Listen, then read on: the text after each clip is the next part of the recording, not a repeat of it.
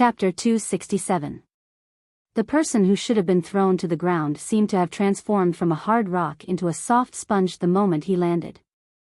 Xiao Xian could even clearly see the person whose wrists were locked by him undergo an unimaginable change in that instant. The originally tall and strong man collapsed like a pile of soft mud, turning into a flat and round fatty. At this moment, the sound of bones cracking could be heard, accompanied by the sound of air currents. Xiao Xian used to think that these people had special physiques and special abilities. They could change their appearance and disguise themselves as other people, and could even blur the connection between their bloodline totems. That was why they were not discovered by the people in the tribe. However, he still underestimated the person in front of him. While Xiao Xian was fighting with that person, the slender woman who had retreated to the side stared at Xiao Xian in surprise. She knew that Xiao Xian was very sharp, which was why they immediately changed their plan when they found out that Xiao Xian was following them. They did not plan to fool him. Usually, they would avoid the patrol team, especially the ones with Xiao Xian. However, they did not expect to be so unlucky today. They only saw him from afar before he followed them. How did this kid find out? If everyone else was like him, how could they fool the others in the future? Xiao Xian was also paying attention to the slender woman's movements, in case she made a move. However, she did not seem to be in a hurry. After a moment of surprise, she calmed down and stood aside to watch the battle. Looking at the person in front of him, Xiao Xian was shocked. Before Xiao Xian could react, in the next moment, the other party's ferocious and murderous aura disappeared. Xiao Xian felt the wrist in his hand tighten. Before he could grab it again, the person quickly slipped away. The person who broke free from Xiao Xian's grip smiled. His face was distorted because of his broken bones. Under normal circumstances, there would be a hint of pride and arrogance. However, when he smiled in this state, it was strange and terrifying. Just as Zhang Xian was about to say something, the smile on Zhang Xian's face suddenly froze as he turned his gaze to the sky. He was annoyed in his heart. Oh no, I forgot that there was a bird in the sky. The communication between the members of the patrol team was not limited to just whistling. Sometimes, the two birds in the sky would also play a role. Right now, Cha-Cha wasn't in the tribe, but Gigu's snow was. It was precisely this snow that silently went to call for help. Someone's coming. Let's go. The slender woman next to him stomped her feet on the ground and shot out like an arrow. She didn't look as delicate as she usually did. Although his body looked weak, it was actually hiding a great amount of explosive power. The man who was fighting with Xiao Xian also quickly left the place, but the husband and wife went in different directions. The moment the two of them left, Gigu appeared with 10 or so people. They split into two groups and chased after them. Xiao Xian didn't chase after them. He knew that with the strength of the two people, it would be difficult for Gigu to catch up. He was now certain that the man who fought with him was the one he met at the drumming tribe last year. Perhaps, he had stolen something from the drumming tribe. What made Xiao Xian feel strange was that these two people didn't reveal any real killing intent, whether it was at the drumming tribe or when they were hiding in the Yanjiao tribe. Xiao Xian didn't use his sword just now. He had left some leeway. Not long after, Gigu and the others returned. From his expression, it was clear that they didn't catch up. How was it? Xiao Xian asked. They ran. I saw them run out of the forest. Gigu said. The white falcon in the sky also returned. It also didn't manage to track them. Those two, are they also robbers? Gigu asked. Should be. Xiao Xian answered. Gigu's expression became worse. He sent more people to strengthen the patrols in case the two came back again. They went to the place where the new Yanjiao people lived. Xiao Xian described the two people's faces and figures.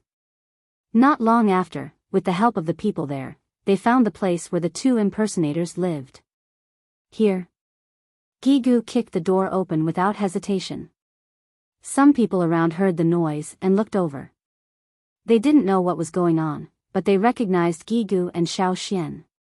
One was the chief of the tribe, and the other was a young elder. They were both people of high status in the tribe, so they didn't dare to ask. Xiao Xian whispered something to Tuo and walked into the house. Tuo didn't follow him in immediately. Instead, he revealed to the people around that the couple living here had secretly left and stole something from the tribe before they left. He didn't tell them the real truth. If they knew that there were people from other tribes in disguise, it might cause panic. These new people, who had just settled down, could overthink things and even suspect each other. This was not what the shaman and chief wanted to see. So Xiao Xian asked Tuo to reveal only a little. Knowing that they were defectors, the others were filled with righteous indignation. Those who had more contact with the couple also said a lot of things about them. At the same time, they separated themselves from the two for fear of being misunderstood. They would never be defectors.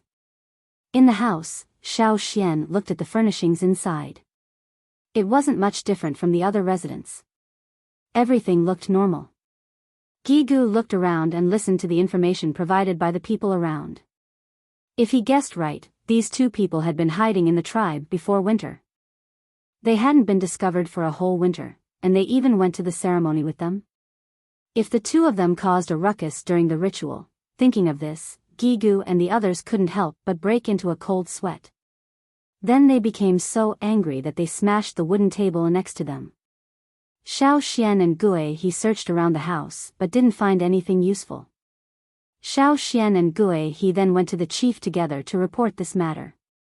Thieves had entered the tribe and hid very well. This made the chief Ao very vigilant.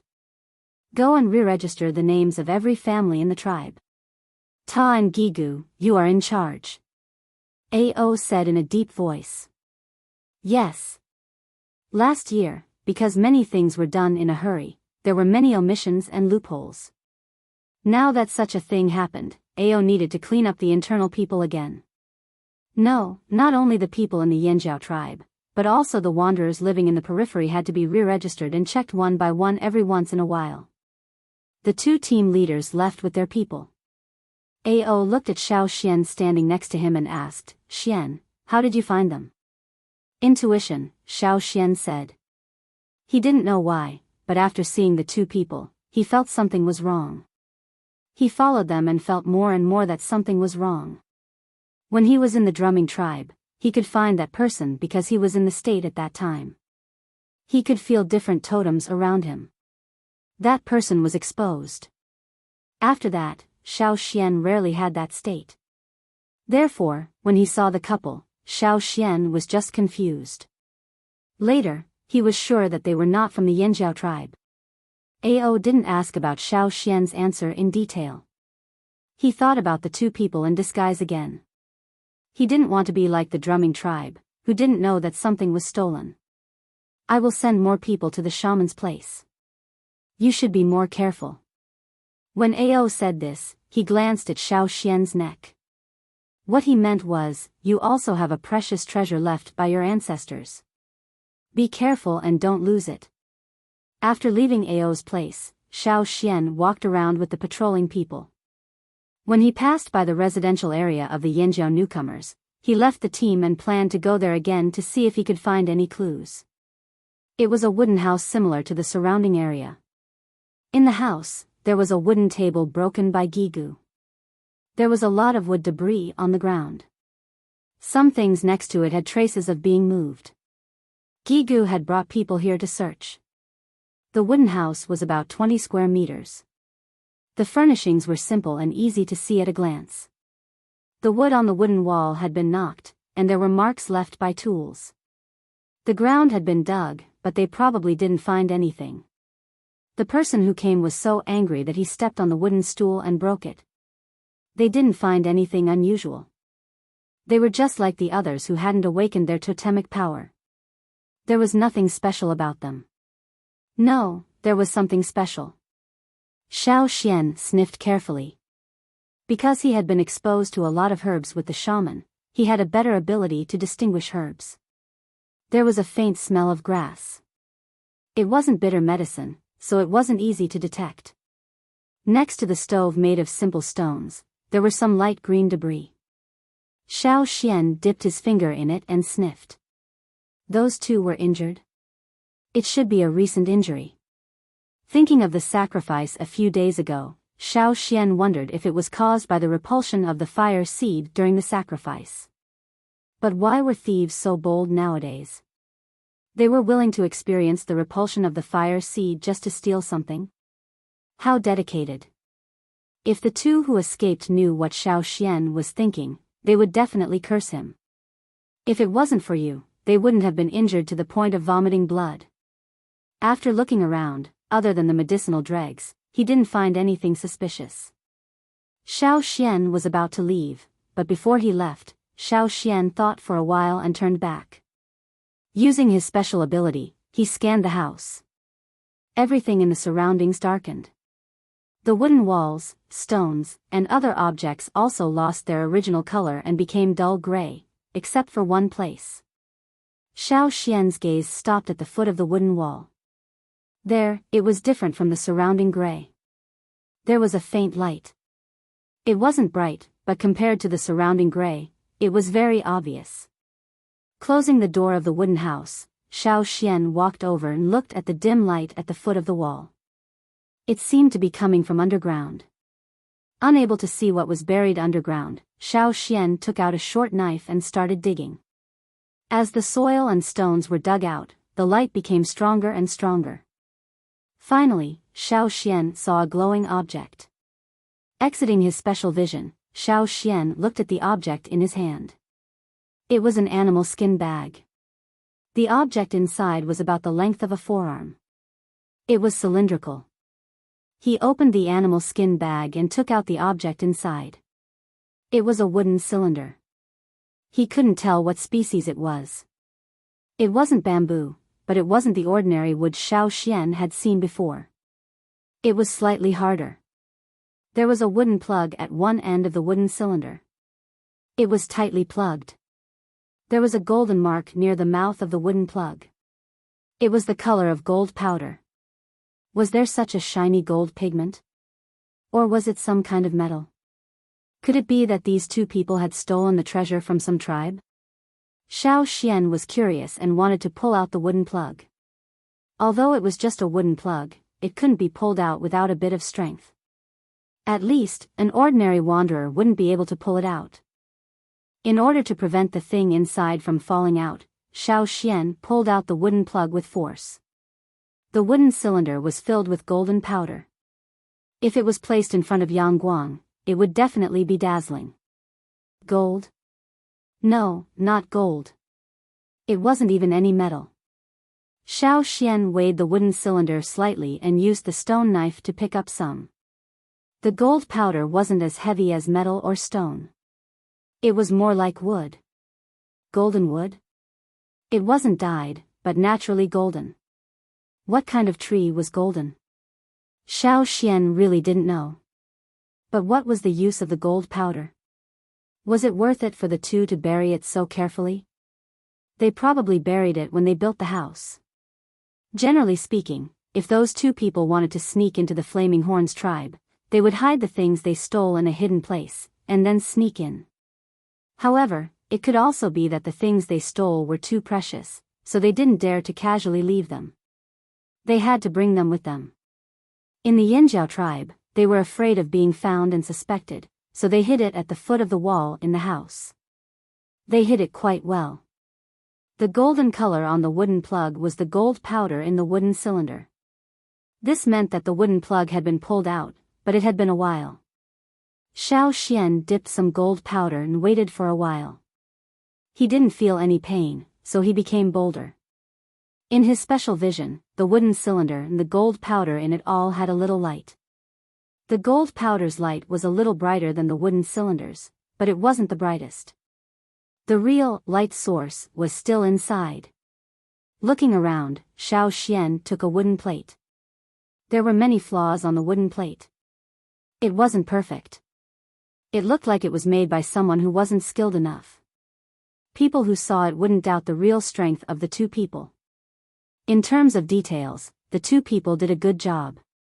After wiping the wooden plate, Xiao Xian poured out the gold powder from the wooden cylinder. When the gold powder fell on the wooden plate, it made a fine sound like sand, but it wasn't as heavy as sand. When the gold powder was poured out, a square, dark green object was poured out along with the gold powder. Xiao Xian carefully pinched a corner of the object out of the gold powder. It looked like a part of some kind of leaf, but it was cut into a square. There were cut marks on both ends, but not on the other sides. The veins on the leaf could be clearly seen. Xiao Xian felt that the wooden cylinder was very old, but this leaf looked like it was newly plucked. It didn't look withered at all. Sniffing it carefully, he could even smell the light scent of plant leaves. This scent was shocking. Even though it wasn't strong, it made people feel refreshed. It was as if all the fatigue in the body had been dispelled. What made Xiao Xian even more curious was the drawing on the leaf. He couldn't tell what it was. The lines were twisted and messy, and it didn't look like a drawing. Words? It didn't look like one either. Xiao Xian carefully blew away the gold powder that covered the leaf. He wanted to see the drawing more clearly, but as he looked, he realized that the golden words formed by the gold powder on the dark green leaf were gradually fading. Xiao Xian didn't blow anymore. The surrounding doors and windows were tightly shut. Even if the wind blew in, it wouldn't disperse the gold powder so quickly. Moreover, the gold powder on the wooden plate was fine. Only the gold powder on the leaf was fading quickly. Xiao Xian wanted to bury the leaf back into the gold powder. He wondered if it would be better and stop the dispersal of the gold powder. However, before he could do anything, his vision turned black and he lost consciousness. Chapter 268. In fact, the couple who escaped from the Yanjiao tribe did not go far. They originally thought that if they could not hide in the Yanjiao tribe, they could hide in the peripheral wanderers area. However, not long after, the Yanjiao people began to check the list of wanderers one by one. Let's wait for the right time. There will always be people who leave. Then it will be our chance. Yes. The thin woman had become plump, and her face had changed. Even if they were found, no one would think that they were the traitors. Thinking of something, the woman suddenly asked, "What about that thing?" "What thing?" "The longevity leaf." The woman gritted her teeth.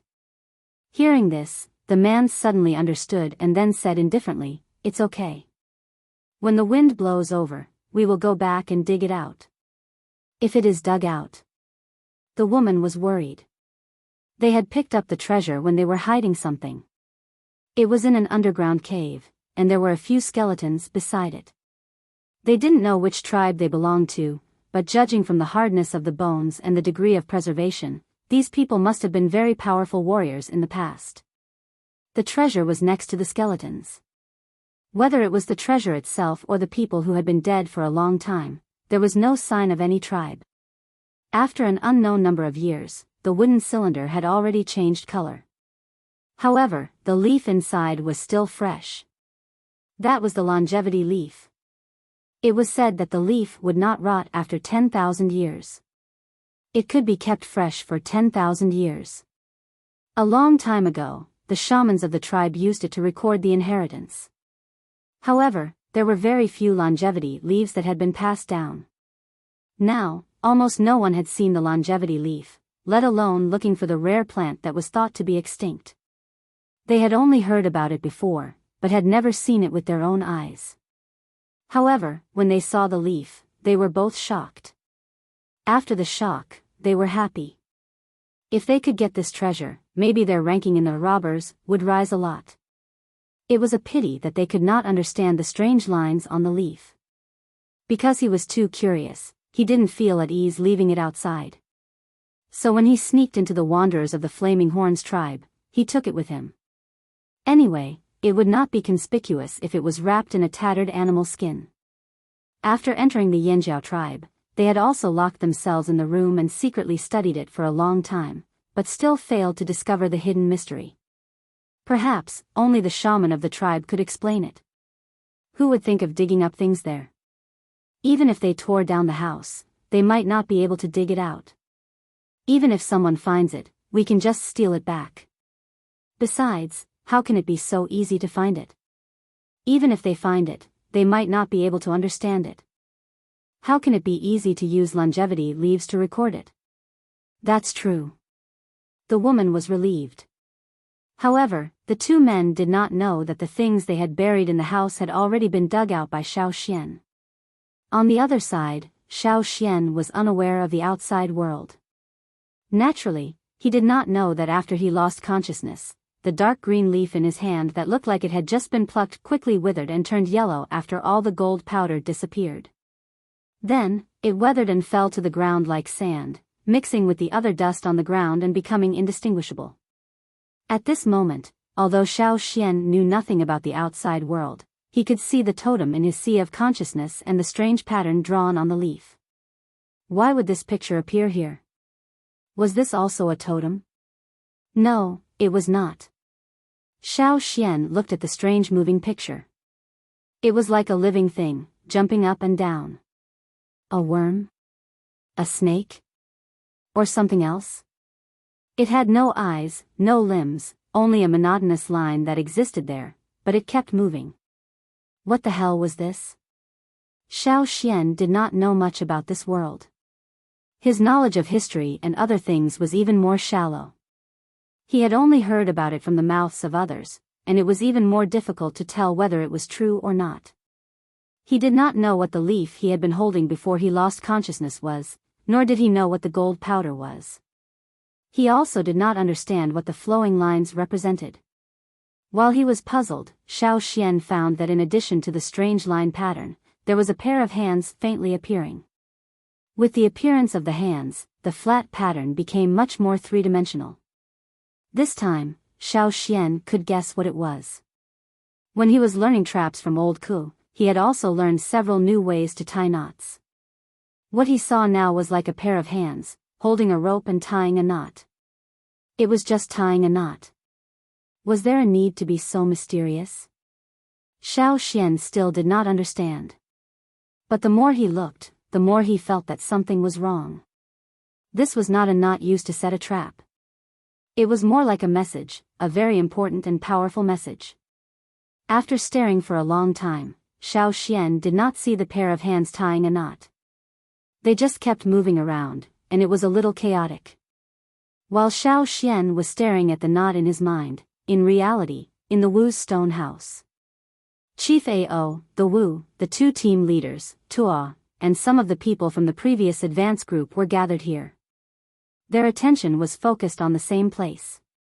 There, a person was lying on a piece of animal skin. Chief, what happened to Xian? Was he sneak attacked? Kiki asked in a low voice. Ta glanced at him. He did not say anything, but his face was very pale. Not only Ta, but also in the house, no one was happy, especially Gigu. Gigu had taken people to check the name list of the newcomers' residential area in Yanjiao today. He had also searched the houses of the two suspicious people, but did not find anything unusual. However, just as he was about to leave, he heard from people nearby that Xiao Xian had been here, but did not see when he left. Gigu wondered if Xiao Xian had gone to the houses of the two defectors again, so he planned to go and check it out. Unexpectedly, when he went in, he found Xiao Xian lying on the ground. He was so scared that his hair almost stood up.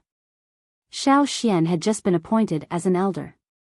If something happened to him, the Wu and the chief would definitely go crazy. Fortunately, Xiao Xian was breathing normally. However, no matter how hard they tried, they could not wake him up. Gigu had to bring Xiao Xian to the Wu for help.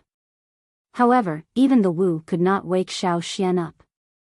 Gigu told the Wu and Ao what he had seen after entering the wooden house, including the newly dug hole near the foot of the wall, the empty wooden cylinder on the ground, and the gold powder in the wooden plate. The two team leaders suspected that the two defectors had come back and wanted to dig up the buried things, but Xiao Xian had bumped into them and knocked Xiao Xian out. However, it did not make sense. There were no wounds on Xiao Xian's body. It did not look like he had fought with anyone. Besides, if the two defectors could knock Xiao Xian out so easily, why didn't they just kill him? Unable to come up with an explanation, the others could only remain silent. The Wu dipped the gold powder in the wooden plate that Gigu brought over and rubbed it with her fingers. Her eyes flashed. He moved. Look, Xian moved.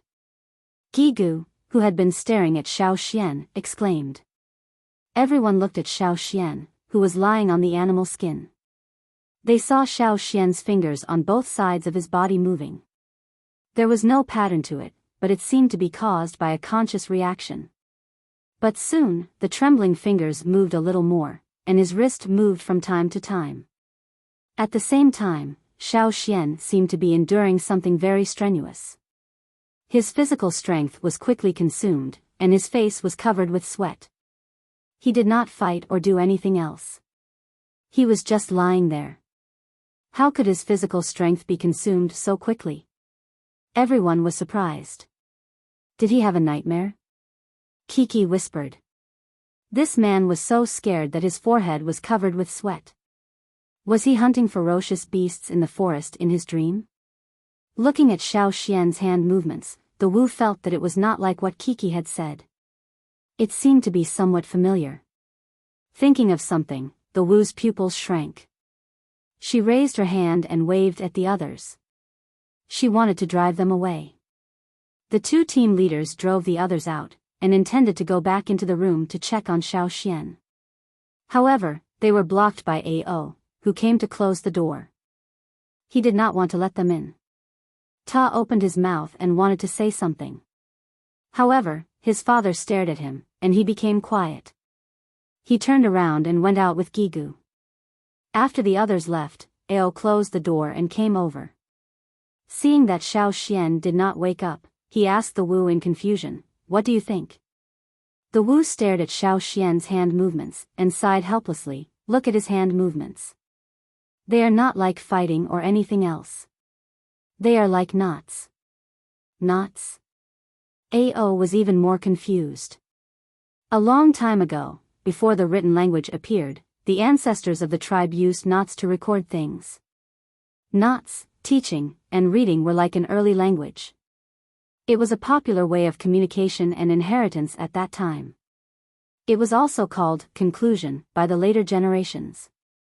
When writing gradually appeared and became popular, it gradually replaced the position of knots to record things and became the mainstream medium of communication within the tribe and between tribes. In the end, it led to the withdrawal of knots to record things, and the conclusion was hard to find. Even in the Flaming Horns tribe 1,000 years ago, they were mainly written in words and patterns.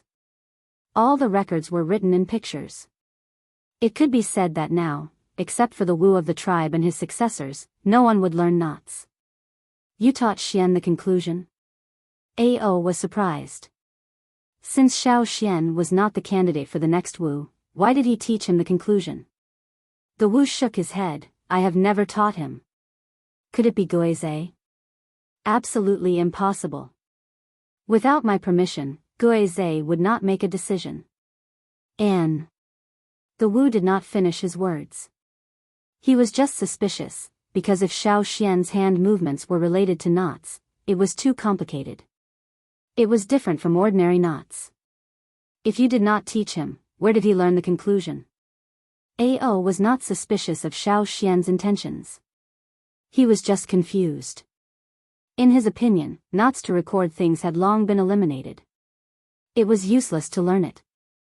If he had the time, he might as well go hunting. Just as Ao and the Wu were talking, Xiao Xian suddenly opened his eyes. Just now, in the sea of consciousness, he saw the hands gradually disappear. He left that state and gradually regained his senses. He also felt more and more exhausted and sleepy. Chapter 269. When he opened his eyes, his consciousness was still a little blurry.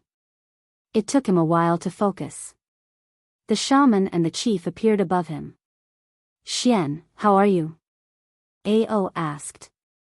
Xiao Xian struggled to sit up. He took a glass of water from the shaman and drank it. After a while, he said, I'm fine. You don't look like you're all right. Ao thought. After drinking a few more glasses of water, Xiao Xian felt that his strength had recovered a little. He told the shaman about what he found in the wooden house. He didn't mention his special ability, just his intuition. Ao was relieved. It was good that he wasn't attacked. That's it? The shaman took the wooden plate and the wooden cylinder with the gold powder. Yes. And the leaf? Xiao Xian asked. The shaman and Ao looked at each other and shook their heads. I'll call Gigu and ask him. No, I'll go to the wooden house myself. Ao said. Gigu wouldn't lie.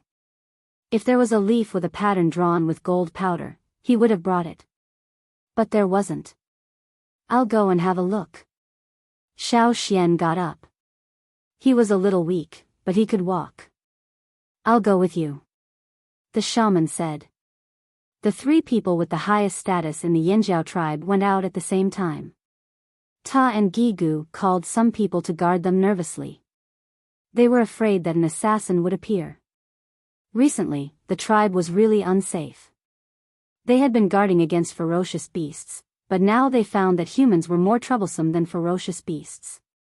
When they came to the wooden house again, Xiao Xian pointed to the place where he had the leaf. There was no leaf around. Did anyone else come in? Ao asked. Gigu shook his head. I don't think so. Recently, the people living around were busy drawing a line with the two people. How could they come in?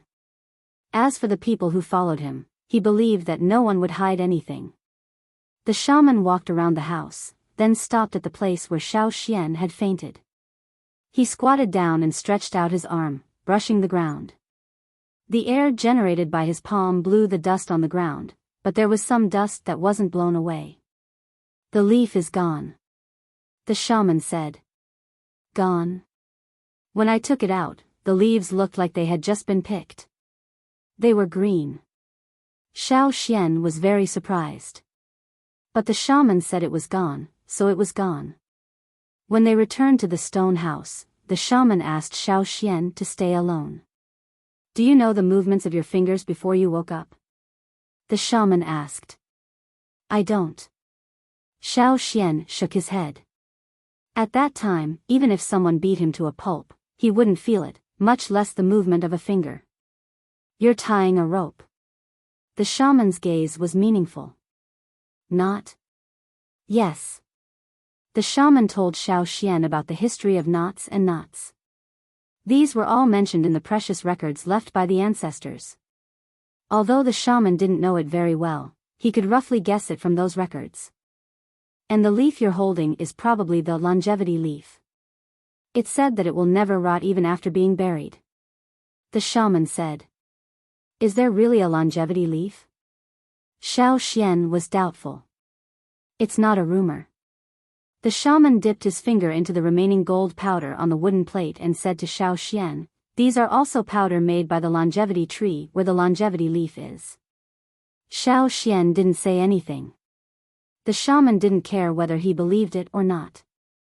He continued, it said that a long time ago, leaves and shells were also tools used by the ancestors to pass down their legacies. Precious plants such as the longevity leaf were the messengers to record important legacies.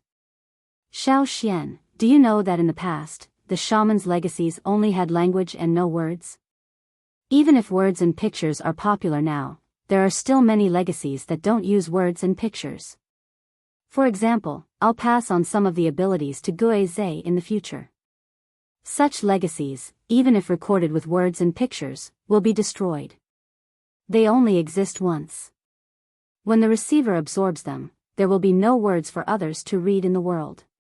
Naturally, there won't be a second person who can obtain such legacies.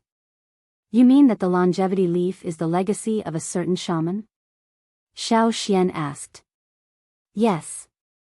Between different tribes, because of totems and fire seeds, legacies should be isolated and rejected. But why wasn't I rejected? Xiao Xian asked. He took a look at the leaf and fell down. And the one who completed his messenger's mission, the leaf that people said would never rot even after being buried, had already dispersed. The shaman couldn't answer. He didn't know many things and couldn't give an answer.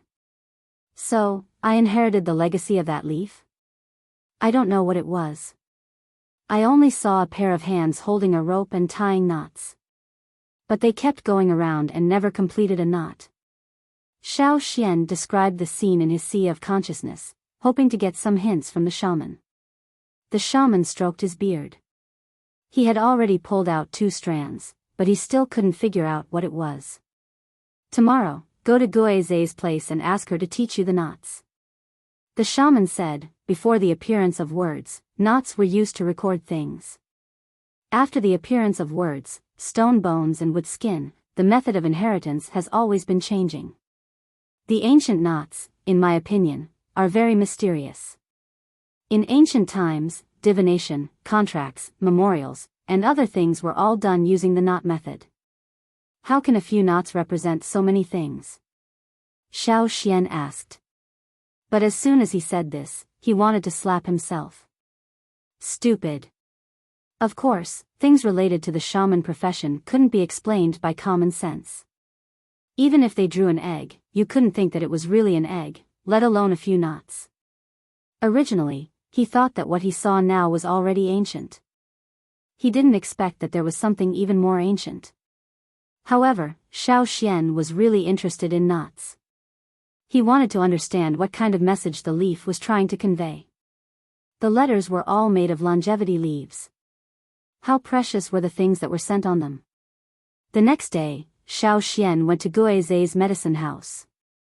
The shaman had already told Guizei about it. When she saw Xiao Xian, Guizei put down what she was doing and pointed to some animal skin rolls on the wooden table next to her. That's what the shaman gave you. Xiao Xian opened the animal skin roll and looked at it. There were some pictures of ropes and knots on it, and there were some annotations in the current text next to them. The animal skin roll was still new. It was only a few years ago when it was made. It should have been copied from the ancient books of the ancestors when Guizei was learning the epilogue. Guizei brought some straw ropes over. I made these last winter. You can try it with these. It's more convenient. Thanks. When you make more straw ropes, let me know. I'll help. Xiao Xian took out a straw rope and looked at it. These straw ropes were smooth and didn't have so many burrs. Each one was about the same length, about the size of a baby's little finger. The toughness was also very suitable. Guizei sat down and also took out a straw rope. Then, according to each picture on the animal skin roll, he told Xiao Xian how to make a knot and what kind of knot meant. Sometimes, knots that looked very similar had very different meanings. This was probably the knotting method used to transmit hidden messages.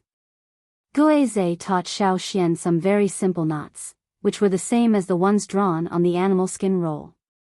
When he finished learning all the knots on the animal skin roll, Xiao Xian could even type out a sentence with the rope. Because it wasn't very difficult, and Xiao Xian had a good memory, after learning some skills, he let Guizei do her work. There were still a lot of herbs in the medicine house that needed to be dealt with. He just had to look at it slowly and try it step by step. Guizei saw that Xiao Xian's work was going well, so he went back to continue pounding the herbs. The alligator snapping turtle lying at the door moved its heavy body to another place. It closed its eyes and continued to bask in the sun. Time passed little by little, and the animal skin roll on the left side of Xiao Xian's hand was getting fewer and fewer. When he finally tried everything recorded in it, Xiao Xian could roughly understand some simple conclusions. As for more complicated knots, the shaman didn't give him any. Perhaps there were not many records about knots passed down in the tribe, so what the shaman could tell him was limited. There were still a lot of straw ropes brought by Guizei. Xiao Xian thought for a while and observed the line drawing in his mind. Soon, he entered that state again and looked at the knots that appeared on his hands. Last time, he didn't understand anything. This time, Xiao Xian at least had some foundation. However, gradually, Xiao Xian realized that this was different from the conclusions he had just learned. Perhaps it wanted to express another meaning. According to the shaman, knots were used in many aspects in ancient times. If one method didn't work, there were other methods. There were knots for divination, knots for contracts, and so on. Since it didn't look like an ordinary record, could it be a divination or something else? Xiao Xian continued to observe the movements of the hands. When he got out of that state, he weakly moved his neck and felt that something was wrong with his hands. He looked down and found that his fingers were tied by the straw ropes. He didn't know how the ropes were tied, but all 10 of his fingers were tied by the straw ropes.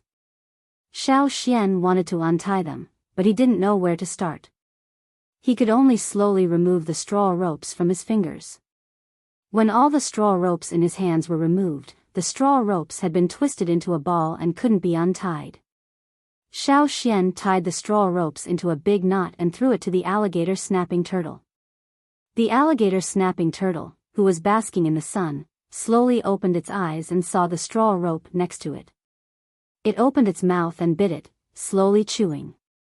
Xiao Xian paused and recalled the movements of the hands he had just seen. He took another straw rope and continued. Failure. Failure again. Failure again. The straw ropes were twisted into messy straw balls that couldn't be untied and thrown to the alligator snapping turtle. No matter how fast Xiao Xian tied the rope, the turtle still maintained its original slow speed of chewing the straw ropes. Therefore, as Xiao Xian's speed became faster and faster, the messy straw balls next to the alligator snapping turtle also became more and more. Guizhe, who was grinding medicine, glanced at Xiao Xian from time to time and thought, isn't Xiao Xian very smart? How can he tie all his fingers with a knot? Xiao Xian only stopped when there were only about 10 straw ropes left. Wiping the sweat on his face, Xiao Xian walked out of the medicine house, exhausted. He would continue tomorrow. He didn't believe that the message sent by the bansui leaf could only produce a messy straw ball. Chapter 270. After that, Xiao Xian didn't use the straw ropes provided by Guizhe anymore. It was too wasteful. He used ordinary straw ropes to practice knotting. Although they were rough and burly, he didn't feel bad if they were broken. If he couldn't untie them, he could just use them as firewood. For 5 days in a row, other than patrolling and hunting, Xiao Xian spent the rest of his time trying to knot ropes. Old Ku didn't understand why Xiao Xian was so obsessed with playing with straw ropes, but since Xiao Xian insisted, he didn't say anything. No matter how big or small the straw balls were, they were all used as firewood. After failing again, Xiao Xian was a little discouraged. He removed the straw balls that were tied to his fingers and threw them aside. He picked up a gourd filled with water and gulped down a few mouthfuls. It was just knotting a rope, but he was tired and sweaty. However, it was much better than a few days ago. He could go out and run for a while after a whole day. If it was the first 2 days, he could walk, let alone run. Xiao Xian took some time to go to the shaman's stone house and told him about his troubles with knotting ropes. It just feels wrong. Every time I play, my hands are tied. Xiao Xian said. The shaman was silent for a while and said, if that's the case, you don't have to think about it all the time. It's better to be casual. You don't have to be obsessed with imitating the movements of your hands. You can have your own ideas. Xiao Xian thought about it and agreed. Anyway, it was in his mind. If he couldn't figure it out now, he could try it later. What was the saying, when necessary, you have to learn to be simple-minded. Someone once said that simple-minded people were actually very smart, because they could always do something that others couldn't. Understanding the inheritance wasn't something that could be done overnight. It couldn't be rushed, and it would affect his mentality. I know. Xiao Xian thanked him seriously. Seeing Xiao Xian's reaction, the shaman nodded with satisfaction. Just as he was about to praise Xiao Xian, he heard Xiao Xian say, in 2 days, I plan to take a trip to the forest. It may be a little far, so I won't be back for 3 to 5 days. Cha-Cha seems to have found a good stone over there. I want to take a look. The shaman's heart skipped a beat. Just you? Now, the hunting team did not go on a long journey. Instead, they were exploring the area bit by bit. What they were looking for now was stability. At the same time, they could train the new batch of awakened warriors this year. However, since Xiao Xian said that he would be away for 3 to 5 days, the shaman was a little worried. If it were anyone else, the shaman wouldn't have reacted this way. However, the person in front of him was Xiao Xian. It was rare for an elder to light up the bone ornaments and inherit the will of the ancestors. The shaman was a little hesitant, but still nodded. All right, but be careful. Don't be impatient and don't advance rashly. The shaman warned. I know. Don't worry, Xiao Xian promised.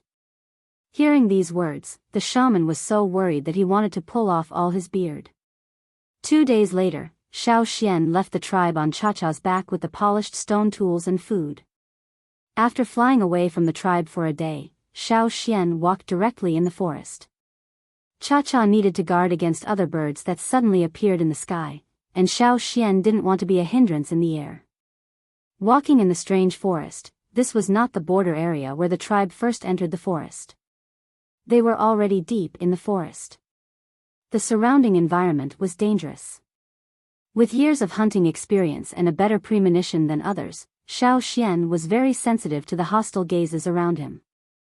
Even if they didn't have any murderous intent and only focused on Xiao Xian would be alerted as soon as they came within a certain range in the forest. The forest here was very humid, as if there was fog. The mountains in the distance were also hazy, faintly discernible. In this place, even a small beast or a small mountain was very dangerous. Further ahead, they walked into another forest. Tall and dense branches blocked the light from above. The place where Xiao Xian walked was very gloomy. Not far away, there was a hostile roar. He didn't know what kind of beast it was, but it was hiding behind the thick grass in the forest. It stared at Xiao Xian with its wild eyes, emitting a dark and ominous light.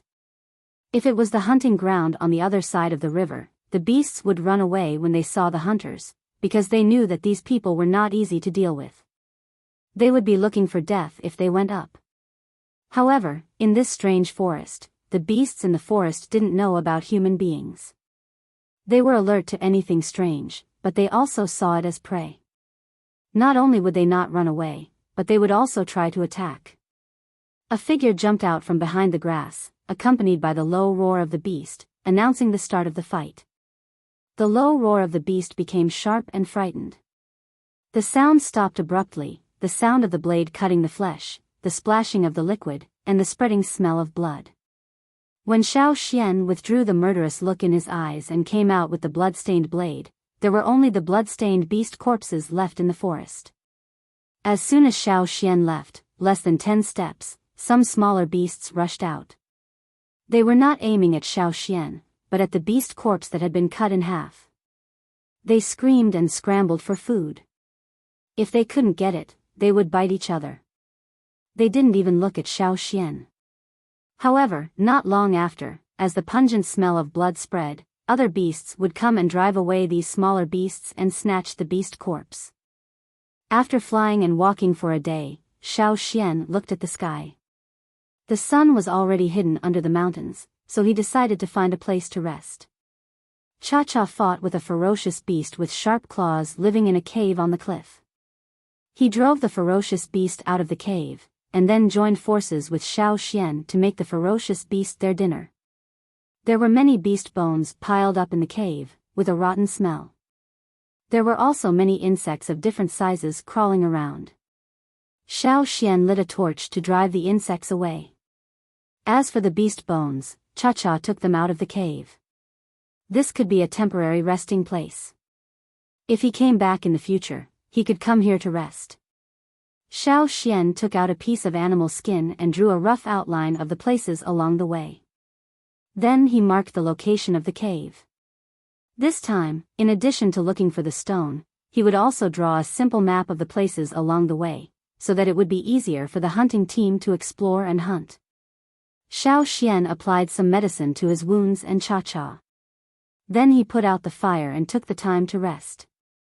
When he woke up the next day, the sky was a little gloomy. He stood at the entrance of the cave and looked out. The forest below was moist. "It looks like it's going to rain," Xiao Xian said. Cha-Cha didn't like rain, so he planned to stay in the cave and wait for the weather to clear up before going out. He had been here many times, so he knew that the weather here changed quickly. It was raining now, but it might clear up soon. Xiao Xian ate the beast meat he had roasted yesterday for breakfast. The meat had become cold and hard, but he didn't care. He ate while looking at the sky outside. "I don't know when the rain will stop." Xiao Xian walked a little deeper into the cave, in case it would rain later. The wind here was very strong, and the rain might be blown in. Sitting in the cave, Xiao Xian saw the rope tied around his waist, and his hands itched. He hadn't touched a rope for 2 days. Since he had nothing to do, he took out the rope from the animal skin bag, cut a section with a knife, and played with it in his hands. The rope in the animal skin bag was a spare. As for the belt on his waist, of course, he couldn't take it off. Xiao Xian was about to tie the rope the way he used to, when he thought of the shaman's words, and he stopped. If he tied the rope the way he used to, the result would be the same. His hands would be tied, and he would end up with a messy bundle of grass. Xiao Xian sighed heavily, and closed his eyes. He threw away the memories of the past, and just twirled the rope around his hands aimlessly. Gradually, Xiao Xian lost interest in tying the rope. He wondered when the rain would start. Once it started raining in the forest, it would leave quickly. In this season, it wouldn't rain every day. However, if it didn't rain in this gloomy weather, wouldn't he have to keep waiting? As he thought about it, Xiao Xian seemed to see the pair of hands again, and the rope that was wrapped around the hands. The rope was moving quickly between the fingers. However, this time, the way the rope was tied was different. Xiao Xian didn't feel so chaotic, and it seemed to have a strong purpose. This time, Xiao Xian didn't divert his attention, but focused on the nodding movements of the hands. Xiao Xian's hands also unconsciously followed the movements, exactly the same as the nodding movements of the hands in his mind. After an unknown amount of time, Xiao Xian woke up from that state.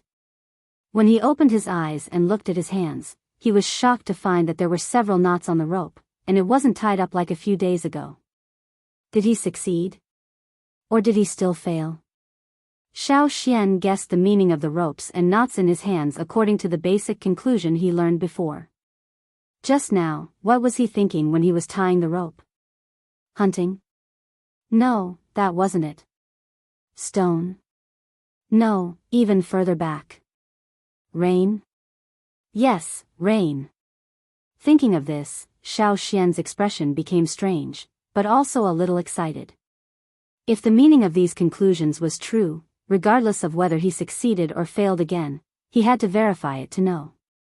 Looking at the sky outside, Xiao Xian stood up and walked to the entrance of the cave. He took a deep breath, feeling the moist and cold water vapor in the air. He clenched his fist, stretched it out, and faced it. He silently counted the time. 5. He opened his fist and extended his little finger. 4. Extended his ring finger. 3. Extended his middle finger. 2. Extended his index finger. 1. Extended his thumb and opened his palm. Smack. There was a soft sound of liquid falling. His palm was slightly cold. Xiao Xian couldn't wait to look over, and then his smile froze. A pile of bird poop was lying quietly in the middle of his palm. Xiao Xian's face twitched. He planned to use something to wipe the bird poop off his palm. Just as he was about to retract his hand, another drop of liquid fell. It was followed by a second drop, a third drop, a fourth drop. Dense droplets of water fell from the sky, blown by the wind on the cliff wall, and some smashed into the cave. The forest at the foot of the mountain was instantly covered by a curtain of rain. The sound of dense raindrops hitting the leaves and the ground came from below.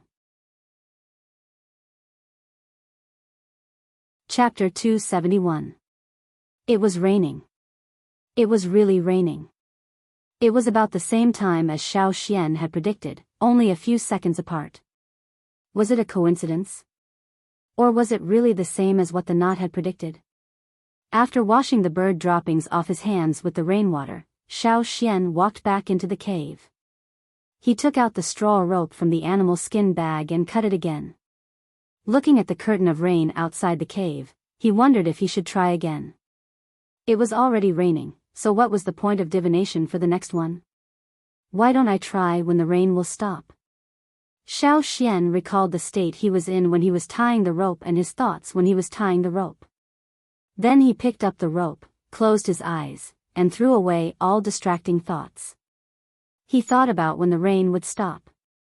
Waiting for the hands to reappear in his mind, Xiao Xian observed for a while. He found that the knotting movements of the hands were different from the chaotic knots in the past. There was hope.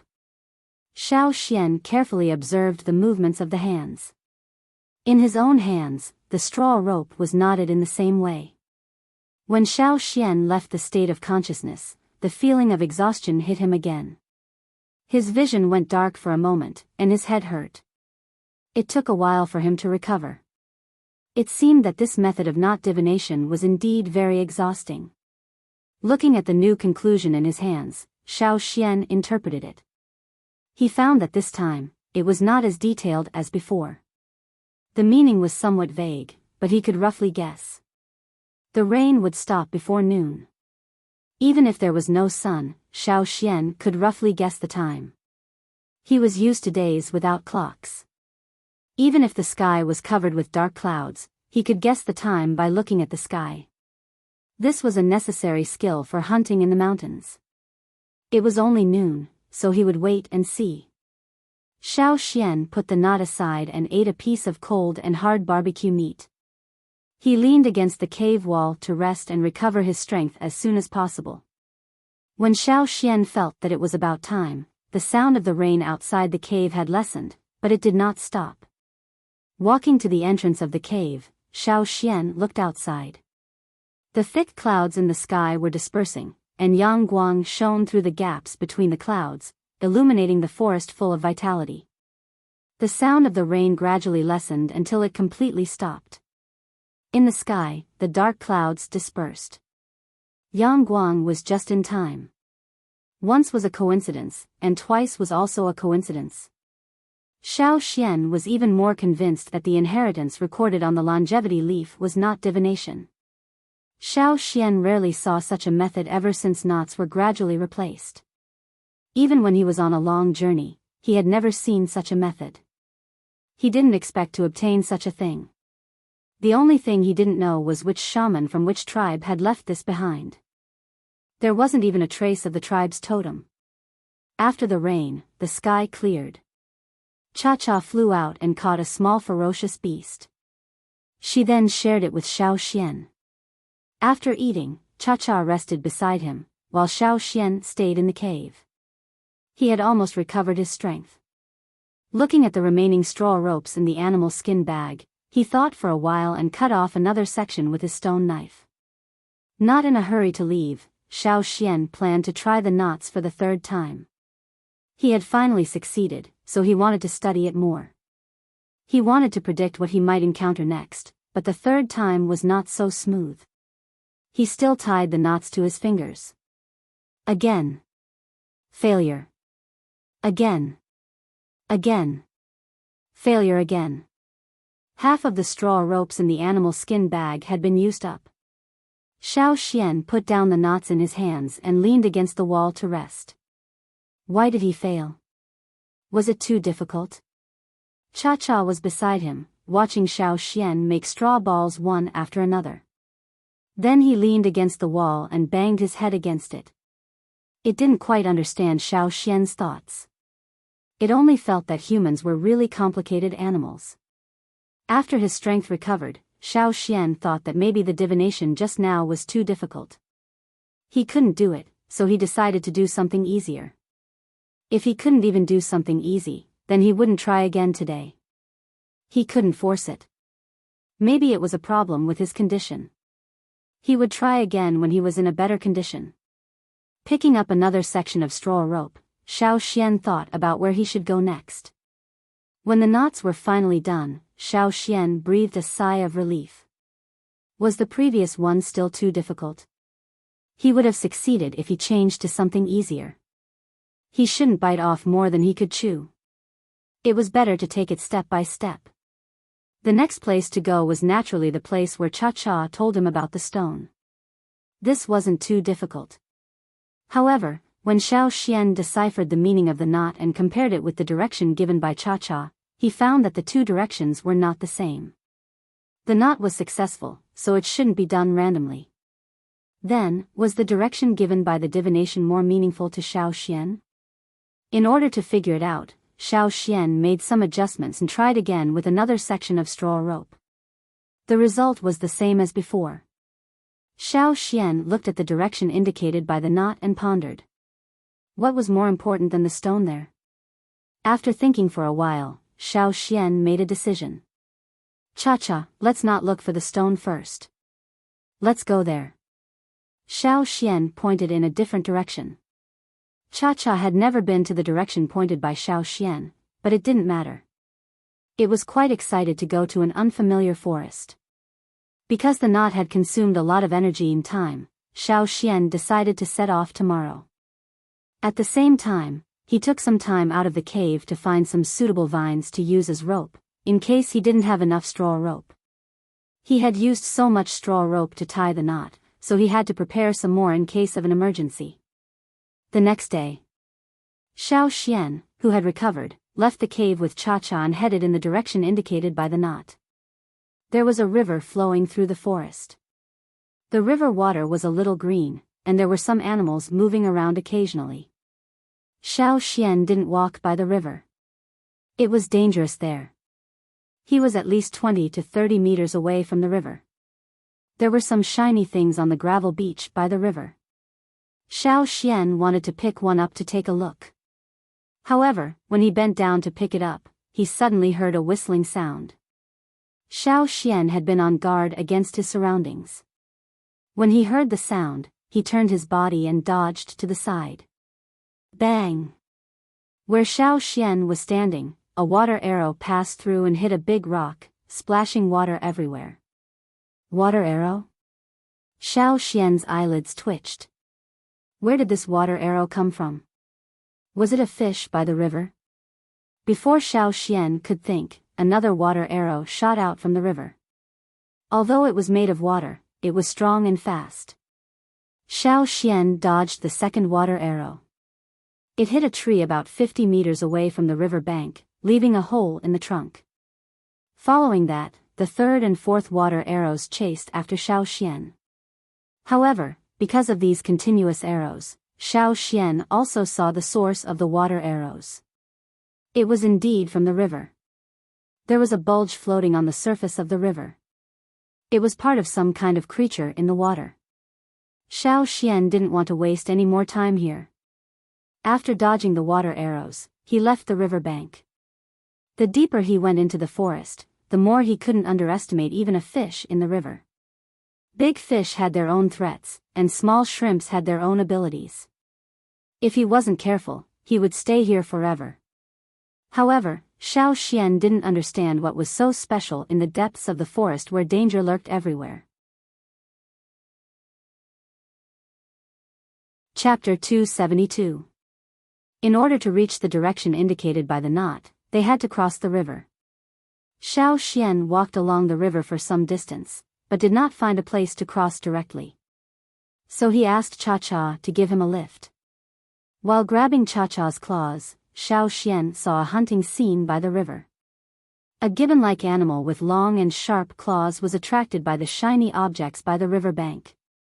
It wanted to dig them out and take a look, but a water arrow suddenly shot at it. However, the animal's reaction was fast. It stopped digging and quickly dodged. 2 consecutive arrows did not hit the target. Perhaps it was because it had lost Xiao Xian. The fish in the water was a little anxious. More of its head that was hidden under the water appeared, and some fan-shaped scales could be seen. Another 3 water arrows were shot out. The first 2 water arrows blocked the escape route of the prey on the shore. When the prey hurriedly turned around, the third water arrow hit the target. The prey on the shore was hit and staggered, but it only paused for a moment. The next water arrows arrived one after another. A sharp and mournful cry rang out in the forest as if it was going to pierce through one's eardrums. However, its cry only scared off a few timid birds. The other creatures in the forest did not move because of its cry.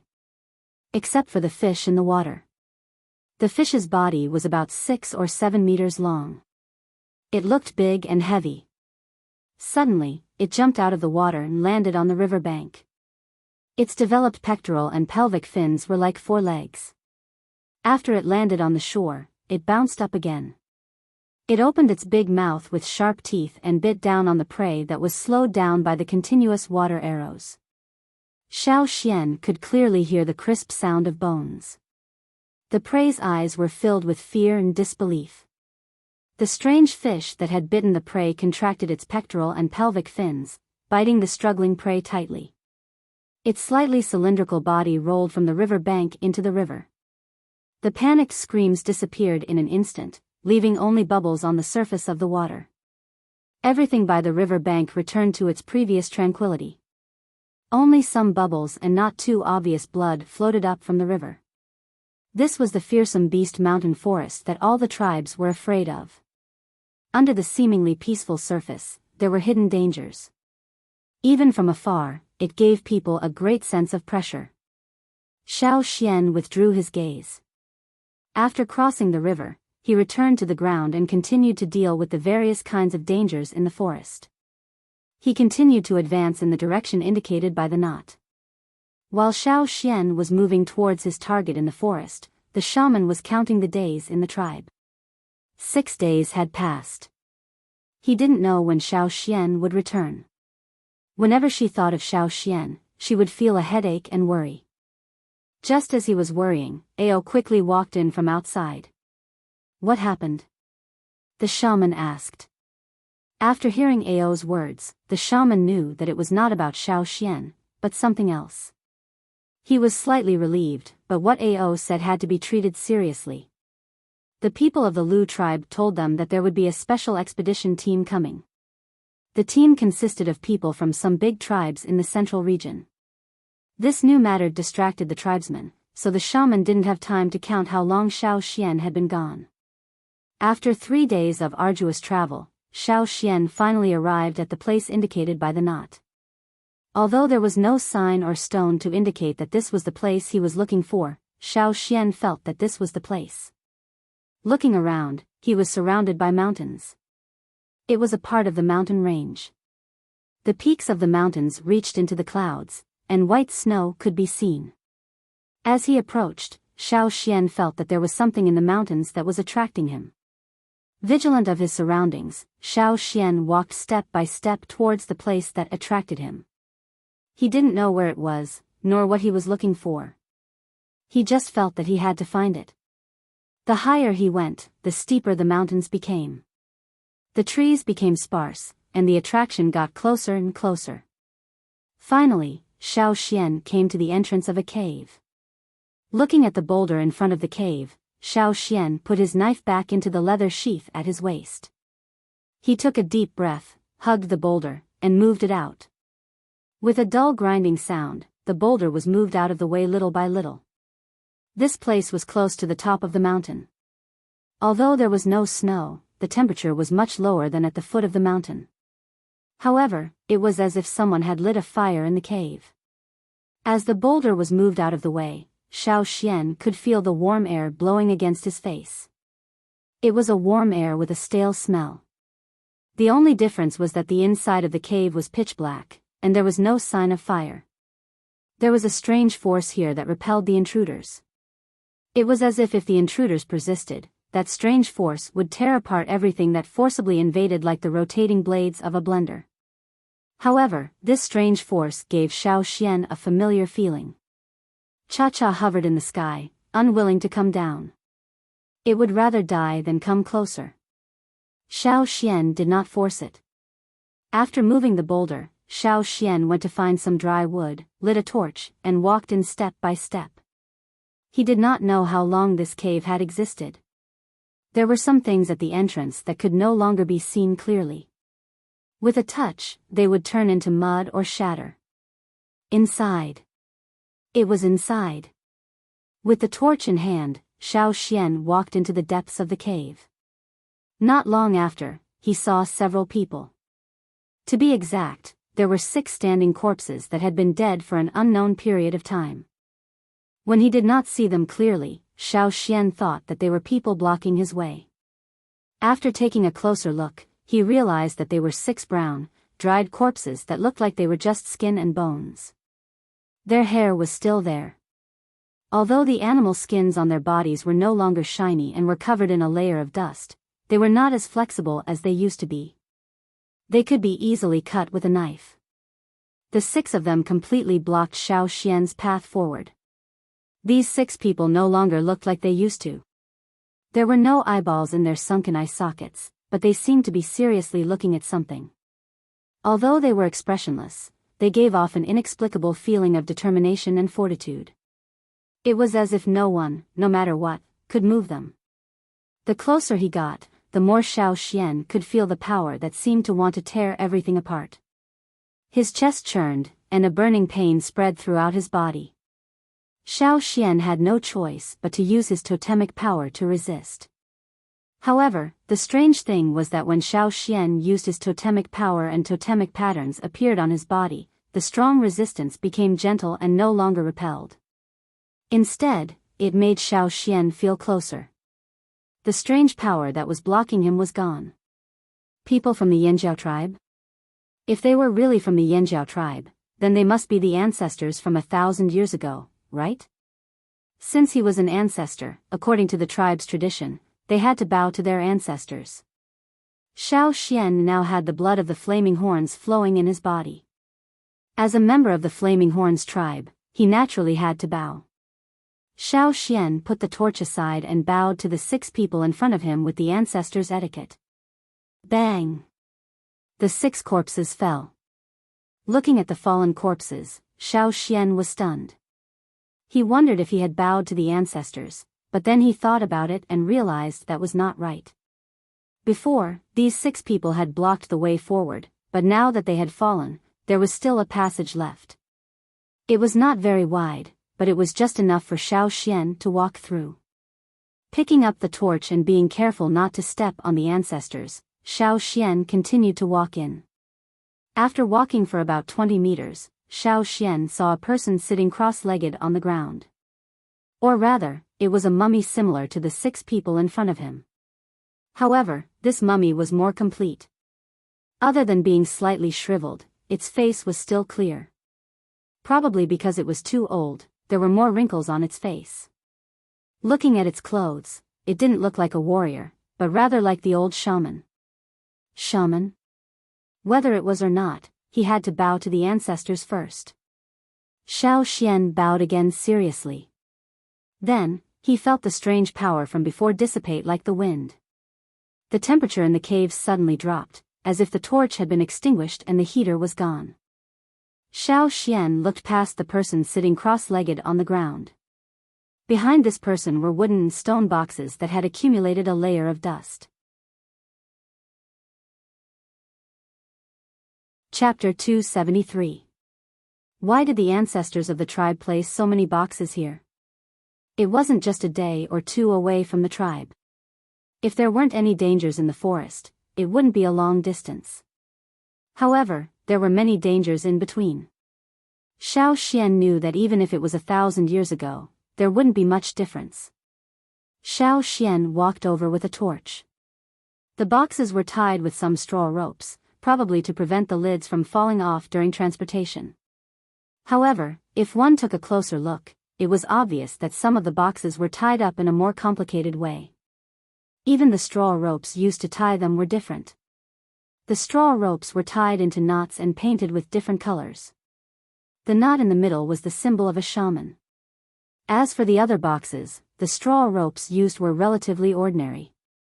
However, it couldn't be said that the things in these boxes weren't important. Since the ancestors moved them here, they must have important preservation value. Xiao Xian planned to take a look at the special boxes with knots. However, he found that the knots were very difficult to untie. The ropes were also very strong. It didn't seem like they had been there for a long time. Cut them off? Burn them off? Forget it. If the people in the tribe knew about this, they would definitely have opinions and think that he was disrespectful to the ancestors. Putting the boxes with complicated knots aside, Xiao Xian turned to look at the other boxes that were tied with more ordinary methods. He raised his hand to untie the knots, but Xiao Xian only touched them with his hand. The straw ropes that tied the boxes broke and shattered into powder. He pinched the other parts of the straw ropes and found that they were the same. Perhaps because too much time had passed, the straw ropes had lost their original tenacity and were no longer strong.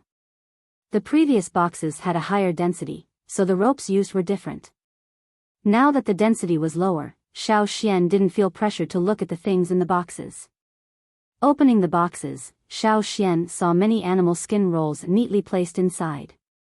Xiao Xian picked up one and unfolded it.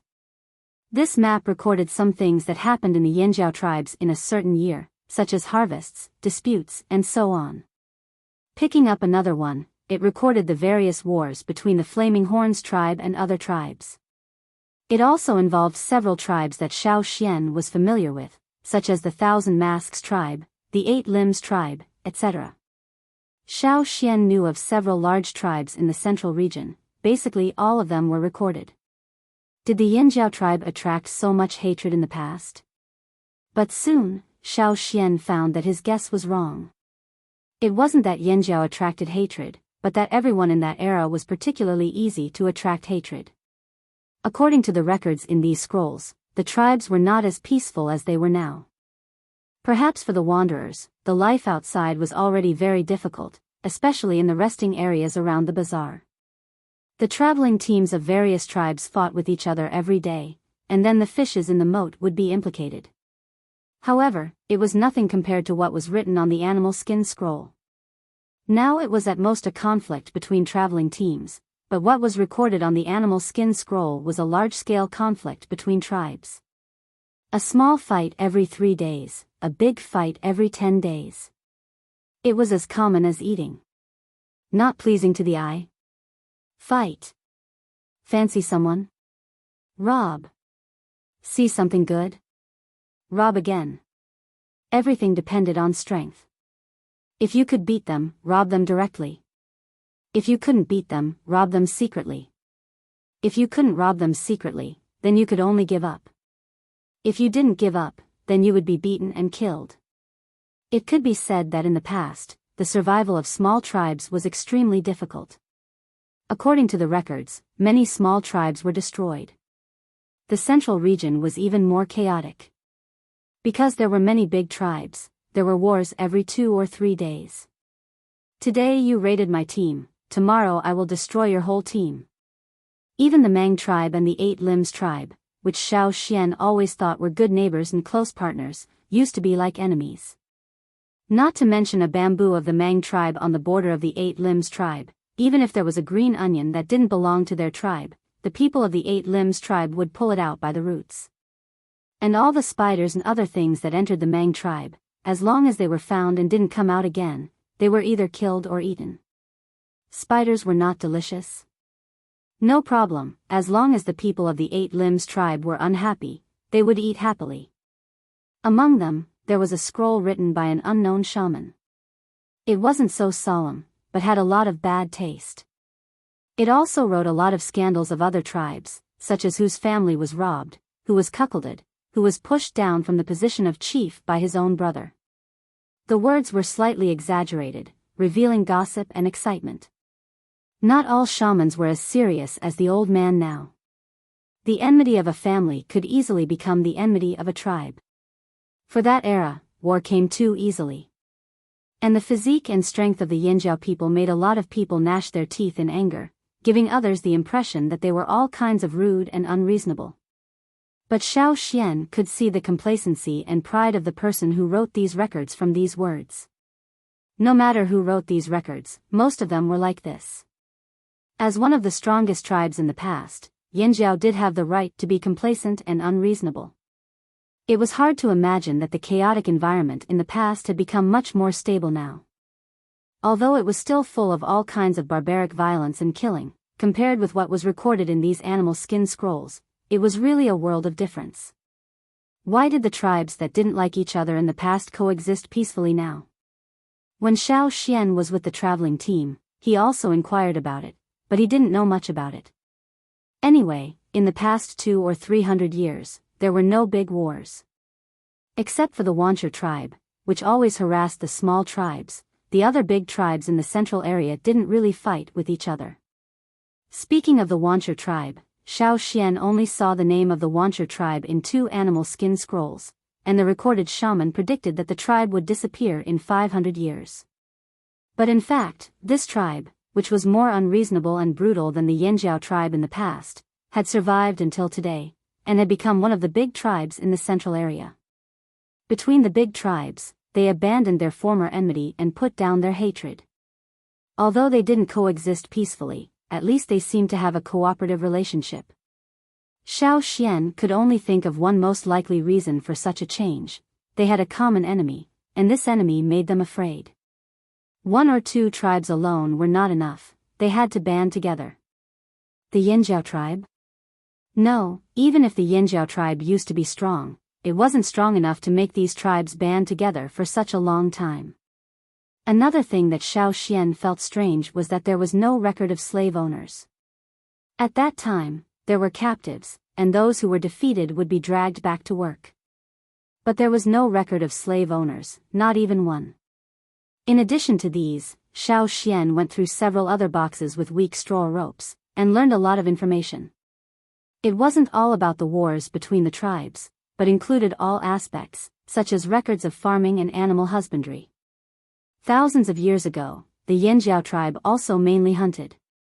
After all, it was close to the mountains, and most of the food was taken directly from the mountains. But there were also plantations, just like the murals that Xiao Xian saw. There were records of plantations, breeding, harvesting. These records were all in the books.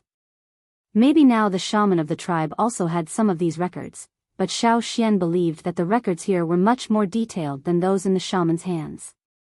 Thinking about it, when the ancestors of the Yanjiao tribe left the old haunt, they were mainly fleeing for their lives. Naturally, they didn't bring many records of plantations and breeding with them. Maybe they didn't even bring them with them when they left, because when the ancestors left, they didn't expect to be gone for so long. The records in the shaman's hands were probably written by the people who left later on based on their own experiences. There were too many animal skin rolls in the box. It was inconvenient for Xiao Xian to read them with a torch inside, and he was worried that the torch would damage the animal skin rolls. So he moved the box to the entrance of the cave, and opened them one by one under the light of the cave. Xiao Xian didn't doubt the authenticity of these records. It was the shaman who recorded them. On some animal skin rolls that recorded important events, there were some seemingly meaningless words at the beginning, but these were actually the language of the shaman. Whether something needed to be recorded or not, if there was a conflict within the tribe, the right to decide was given to the fire seed and the totem. These seemingly meaningless words were actually a kind of solemn words, indicating that these were decided by everyone together or through sacrifice, and there was no falsehood. In addition to farming, fishing, hunting, and animal husbandry, there were also handcrafts, astronomical phenomena, construction, medicine, war, political life, and so on. Although many of the records were vague and not detailed, and it could be seen that the tribe wasn't proficient in them at that time. For example, there were many limited records on astronomical phenomena and handcrafts, and they could only be regarded as immature. But Xiao Xian was still shocked to see so many records. What was the most important thing for the Yanjiao tribe? Fire crystals? Various kinds of crystal shellfish as property? Or other precious stones? No, none of them. In fact, all of these were at the bottom of the list. The more Xiao Xian knew, the more he understood what was important to the shaman of this tribe. In the tribe, the most important thing was to figure out their own members, origins, totems, and so on. Secondly, they had to set the rules of the tribe, important marriage and funerals, the establishment of a leader, meetings, and so on. The important things were production, war, sacrifice, and so on. These were undoubtedly the contents that the shaman needed to record and pass on to future generations. And these contents, in layman's terms, were what people called history. In the eyes of the shaman, the longer the history, and the longer the tribe existed, the more it could prove the strength of the tribe. As for why the Yanjiao's history was kept here, perhaps it was because they couldn't take it away, and they were afraid that it would be put in danger in the old haunt, so they had people bring it here and hide it. After all, few other tribes dared to directly rush into the ferocious beast's mountain forest. The people in the cave had been dead for a long time, and the only thing left was the power that Xiao Xian had felt before. For the invaders, it was a destructive force, but for this cave, it was like a guardian. It had not changed for thousands of years, quietly guarding here, guarding Yanjiao's history, and waiting for future generations to come back. However, to Xiao Xian's regret, there was no detailed record of the fire seed among the books he had seen. Perhaps, the older things were sealed in those unopened boxes. Forget it, when he brought them back and let the shaman open them, he would ask the shaman. As long as it was not a secret, the shaman would let him see it. Xiao Xian wondered if he should take these boxes and the 7 ancestors back now, and then say to the people in the tribe, "Look, I found the ancestors again." Chapter 274. Could these things in the box be eaten? No. But these were extremely precious spiritual food for the tribe. The shaman would rather starve to death than throw them away. Just like the people who were willing to die here. After careful consideration, Xiao Xian decided to leave these things here for the time being. When he went back, he would call some people to bring back the ancestor's body and the important history of the tribe. There were too many things, too precious. Xiao Xian alone and Cha-Cha could not guarantee that they could bring all these things back in good condition. If they encountered some troublesome ferocious beasts, not to mention bringing people and boxes back, they might even lose them. This risk could not be taken. The strange power that existed in the cave before had disappeared. Perhaps it would not appear again. Its guarding task had been completed. In order to prevent other creatures from destroying the ancestor's body and the precious history, after the power disappeared, Xiao Xian set some traps at the entrance of the cave before leaving. He also went to the forest to find a lot of insect-repellent plants and sprinkled them in the cave. For these insect-repellent plants, Xiao Xian even fought with a giant bear. His arm bone was almost broken. That giant bear was much bigger than the 2 he saw in the old haunt. Sure enough, the deeper they went into the forest, the stronger the ferocious beasts. After dealing with the things in the cave, Xiao Xian left and went in the direction that Cha-Cha told him. The original goal of this trip was to find the stone that Cha-Cha found. He did not expect to have an unexpected harvest. It was not a waste of a long trip. More than half of the stone found by Cha-Cha was embedded in the mountain wall. Its color was a little different from the surrounding stone, and its hardness was also very different. There were scratches and marks caused by various animals or other natural phenomena on the surrounding stone walls, but there were very few on this stone. Good, very good. Xiao Xian spent some time to dig out the stone. The hardness of the stone was good. It was at least a high-quality stone. It was big enough. Standing on the ground, it was estimated to be nearly 2 meters high and 1 meter wide.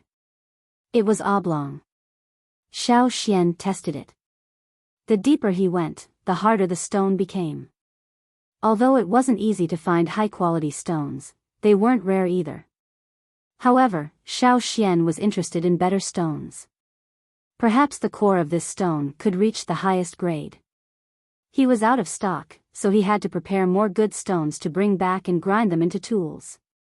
Xiao Xian was heavier than a normal rock, but with the Yanjiao people's superior strength, he could carry the rock and even jog for a while. However, his speed was greatly reduced in the forest. Sometimes, Xiao Xian would have to throw the stone down first and find an opportunity to carry it away. Carrying the stone back was indeed a difficult experience, but it was worth it to be able to find such a stone. Because carrying one more stone consumed a lot of energy, and he had to save enough energy to deal with all kinds of creatures that might attack him, Xiao Xian didn't have time to study not divination this time. He wasn't used to carrying a heavy stone for the first few days, but gradually he got used to it. Sometimes he could even use the stone as a shield to block the attacks of those ferocious beasts. Now the weight he could carry was getting heavier and heavier. In this way, he walked and stopped. When Xiao Xian returned to the tribe, it had been 29 days since he left the tribe. Xiao Xian didn't expect to be away for so long. He said that this trip wouldn't take 3 or 5 days, but he didn't expect it to take nearly 30 days. Jiao, Cha-Cha flew down from the air and called a few times to Xiao Xian. There are outsiders in the tribe? Xiao Xian was puzzled. Could it be the Wansha tribe? But now it didn't look like a war. Xiao Xian made a gesture to let Cha-Cha continue to pay attention to the situation in the air. After a short rest, he carried the stone with one arm and the dead prey with the other hand, and walked back to the tribe. The prey was a python, nearly 20 meters long. Xiao Xian encountered it when he woke up in the morning to look for food. He was almost attacked by it, and it took him some effort and time to deal with it. Thinking that he should be able to return to the tribe before dark, he didn't throw the python away, but dragged it back by its tail. There were many snakes bigger than this one in the forest. Xiao Xian had seen several snakes over 30 or 40 meters long, but Xiao Xian always avoided them. He wouldn't provoke them before he was fully prepared. When he came to the border, he met the warriors guarding here. Xian, you're back. You got a good harvest this time. A warrior said when he saw Xiao Xian carrying and dragging. It's okay. How's the tribe? Did anyone come? Xiao Xian asked. Oh, you've been away for too long, so you don't know. The warrior thought of something and lowered his voice, saying, some people came. I heard that they are from the big tribes in the central region. The people who went hunting recently didn't go out. No wonder I didn't meet them along the way. They didn't go out hunting. Xiao Xian understood and asked about the people from the central region. I don't know why. You have to ask the shaman and the chief. But I don't like those people. They are so arrogant. The man curled his lips and said. After listening to them, Xiao Xian walked back to the tribe. Now the sun was about to set. He had to go back in time for dinner. After eating in the morning, he didn't stop except for 2 short breaks. The tribe looked a little different from when he left. The leaves of the trees became denser. There were some farmlands not far away. The seedlings in the fields had grown a lot taller. When he left, they just showed their tips.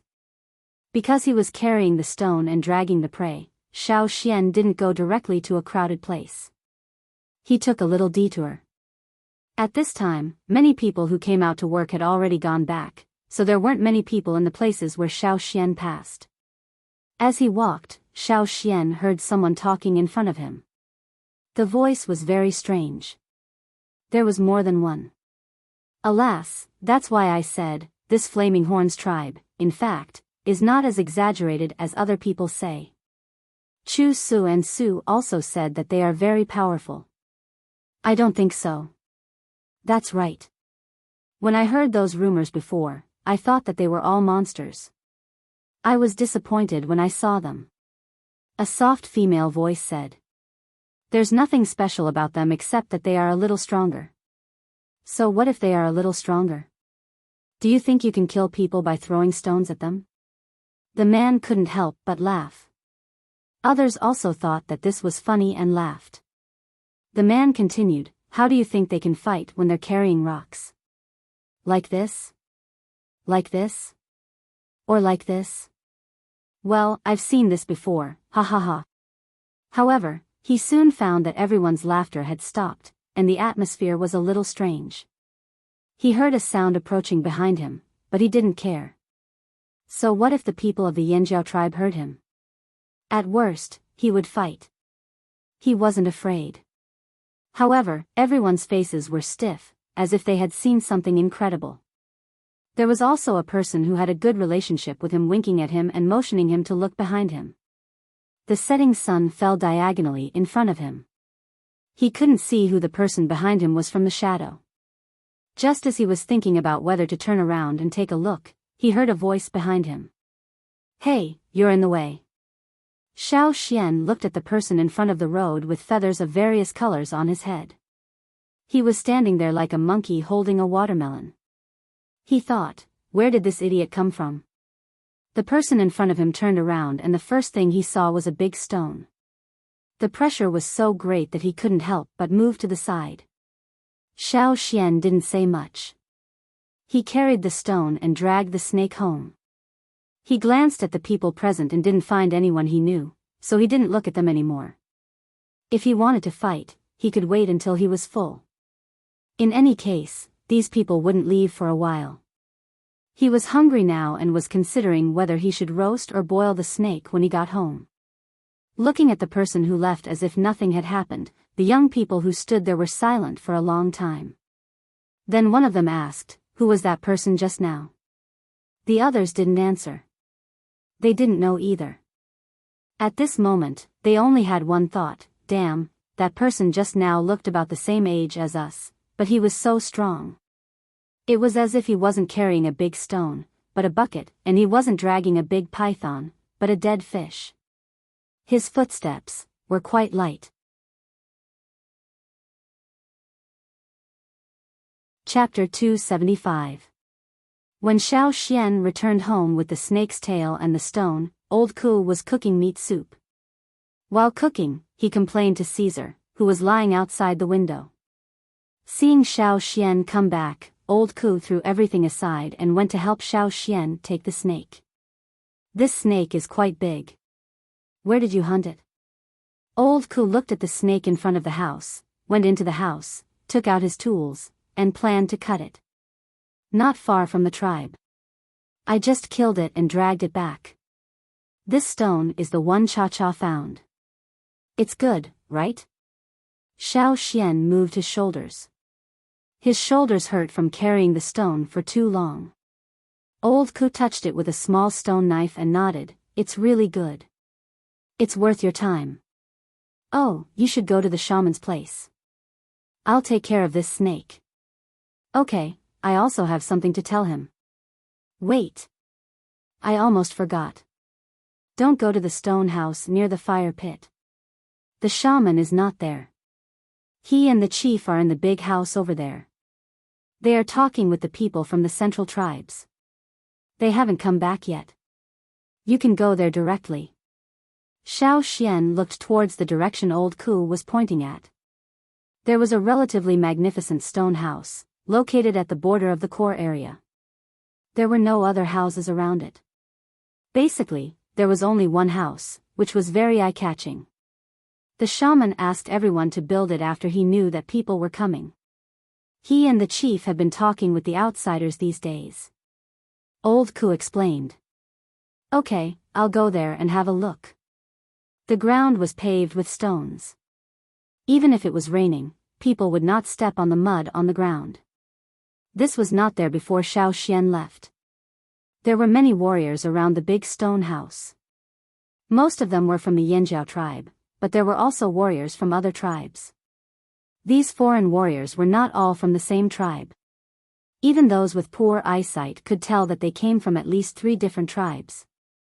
The style of clothing was too obvious. The clothing of each tribe was related to the tribe's totem and customs. For example, the people of the Mang tribe liked to wear green. Some of them were light green, while others were dark green. The material of their clothing was similar to linen, and there were jade stones hanging from their bodies. Judging from the jade, these people were at least intermediate totem warriors. The clothes of the people of the 8 Limbs tribe had a silky texture, which was the specialty of their tribe. Some warriors even had spiders of different sizes crawling on their bodies.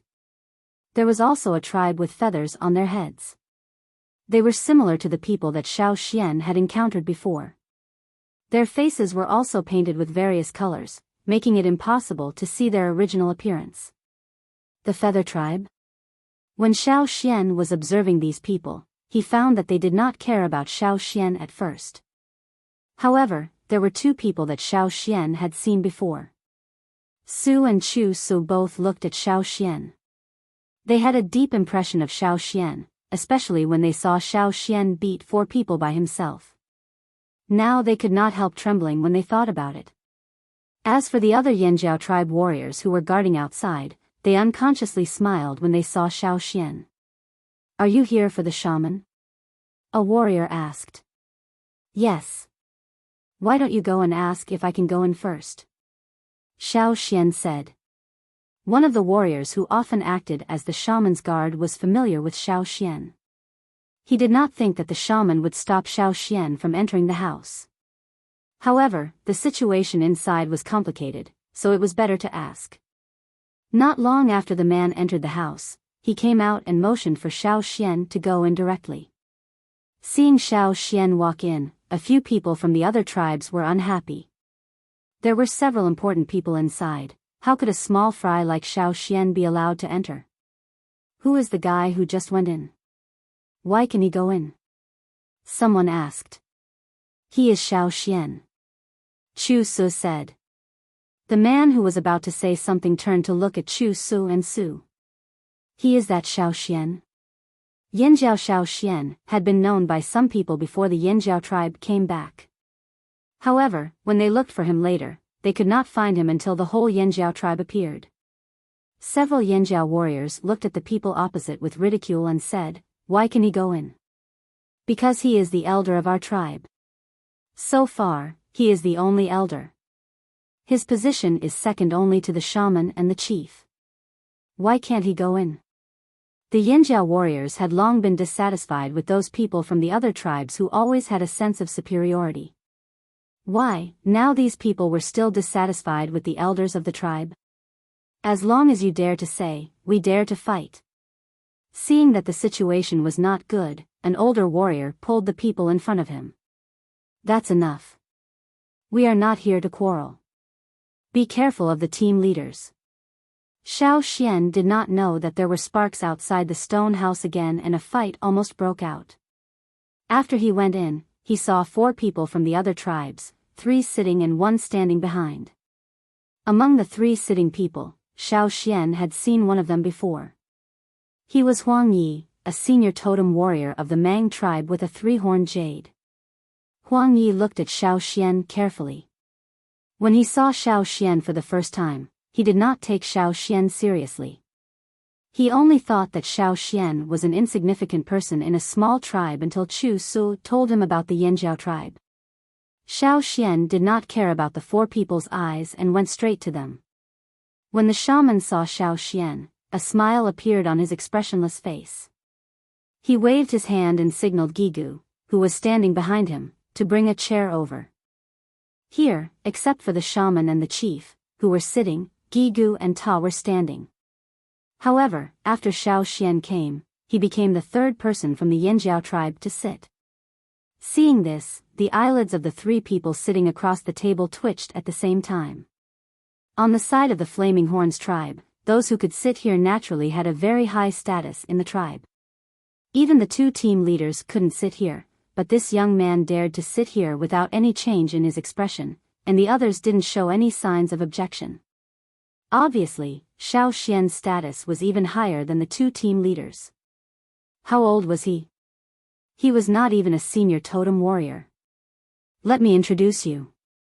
This is Xiao Xian, the elder of the Yanjiao tribe," Xiao Xian said. As the only non-senior totem warrior in the room, this person was not afraid at all. Surrounded by the momentum of a senior totem warrior, he was very natural. Huang Yi was very confused about the word elder, but now was not the time to ask in detail. He might not get the answer even if he asked. "Mang Lin, Huang Yi," Huang Yi said. "Wei Ba, Qiu Gu," the person next to Huang Yi said. That person looked about the same age as Huang Yi, but with a smiling face. He was not as serious as Huang Yi. "Gu Ji of the Feather tribe," the 3rd person said. Because there was too much paint on his face, his original face could not be seen. I just came back from the forest. I'm very sorry to disturb your discussion, Xiao Xian said. However, although he said so, he didn't look sorry at all. Huang Yi was about to say something, but the shaman said first with a faint smile, as the elder of the tribe, you are qualified to know what we are talking about. Oh? What are we talking about? Xiao Xian asked. The shaman briefly told them about their conversation just now. There were two things. First, they suggested that the Yanjiao tribe should not fight with the Wuxia tribe. All three of them had the same idea. Here, they also represented the three tribes. The second thing was that there would be a special traveling team in the central region every year. Most of them were young people from different tribes. This time there was one more Yanjiao tribe, so they came to have a look and ask about the candidates. Chapter 276. The shaman and Xiao Xian were so engrossed in their questions and answers that they ignored the other three. Ao thought it was funny. He didn't interrupt and let Xiao Xian and the shaman talk. Then he looked at the other three with great interest. Still showing their faces? Who do they think they are? Our enmity with the Wuxia tribe has nothing to do with the other tribes. Why don't they let us start a war? Xiao Xian asked. The shaman sighed, they say we will be in trouble. How much trouble? Xiao Xian asked again. The shaman sighed again, very big. Oh. What if we start a war? Xiao Xian asked. This time, before the shaman could speak, Huang Yi finally couldn't stand it anymore. We suggest you not to start a war with the Wuxia tribe for your own good. If Yanjiao really starts a war with the Wuxia tribe, you will suffer. We are just reminding you out of kindness. Do you really think the Mang forest is willing to interfere in your affairs? Huang Yi tried hard to restrain himself from yelling. The people of Yanjiao were really as stubborn as everyone said. Ignorant. Is it because of the slave owners? Xiao Xian suddenly asked. Huang Ye's anger, which had just burst out, seemed to be directly slapped back by a big fan. He thought the people of Yanjiao only knew how to solve problems with brute force. He didn't expect to hear Xiao Xian's words. Qiu Gu of the Eight Limbs tribe and Gu Ji of the Feather tribe were also surprised. Not only these three, but also the shaman, the chief, and the two team leaders were shocked. They really didn't know. Although they were very unhappy with the other tribes interfering in their own war, they knew there must be a reason. They didn't expect Xiao Xian to suddenly say such words. They are behind the Wuxia tribe? Xiao Xian asked again. The room was silent. Even Huang Yi, who almost cursed just now, was silent with a cold face. I see. Xiao Xian nodded. Then let's talk about the second thing.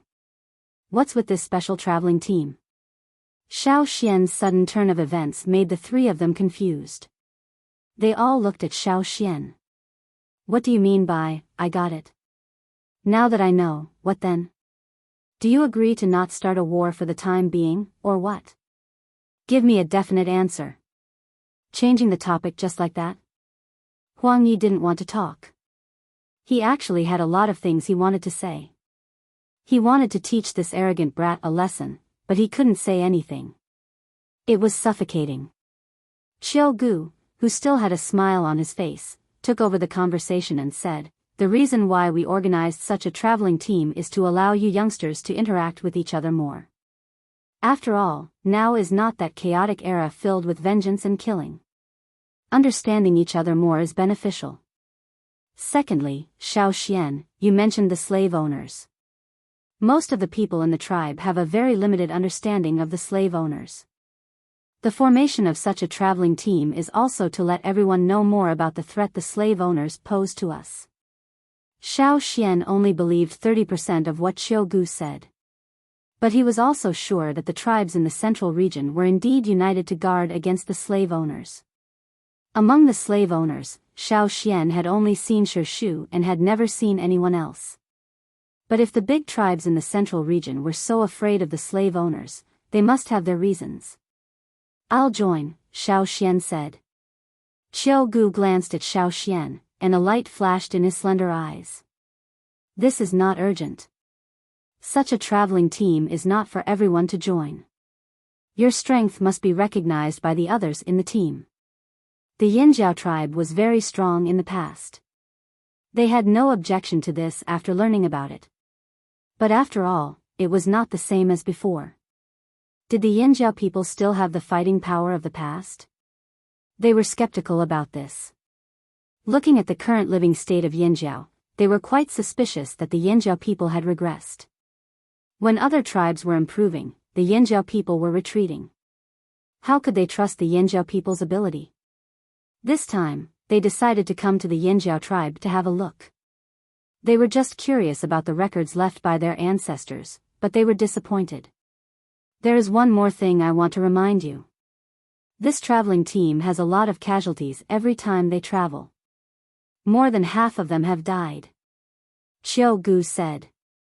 Speaking of this, whether it was Qiu Gu, Huang Yi, or Gu Ji, for their tribe, it was a heavy burden. More than half of them had died, not more than half of them had died. This traveling team, which was basically formed by the big tribes in the central region, had such a high death rate. It was obvious that the traveling team had encountered difficulties. The shaman and Ao's faces changed. They would rather not join such a traveling team than see Xiao Xian get into trouble.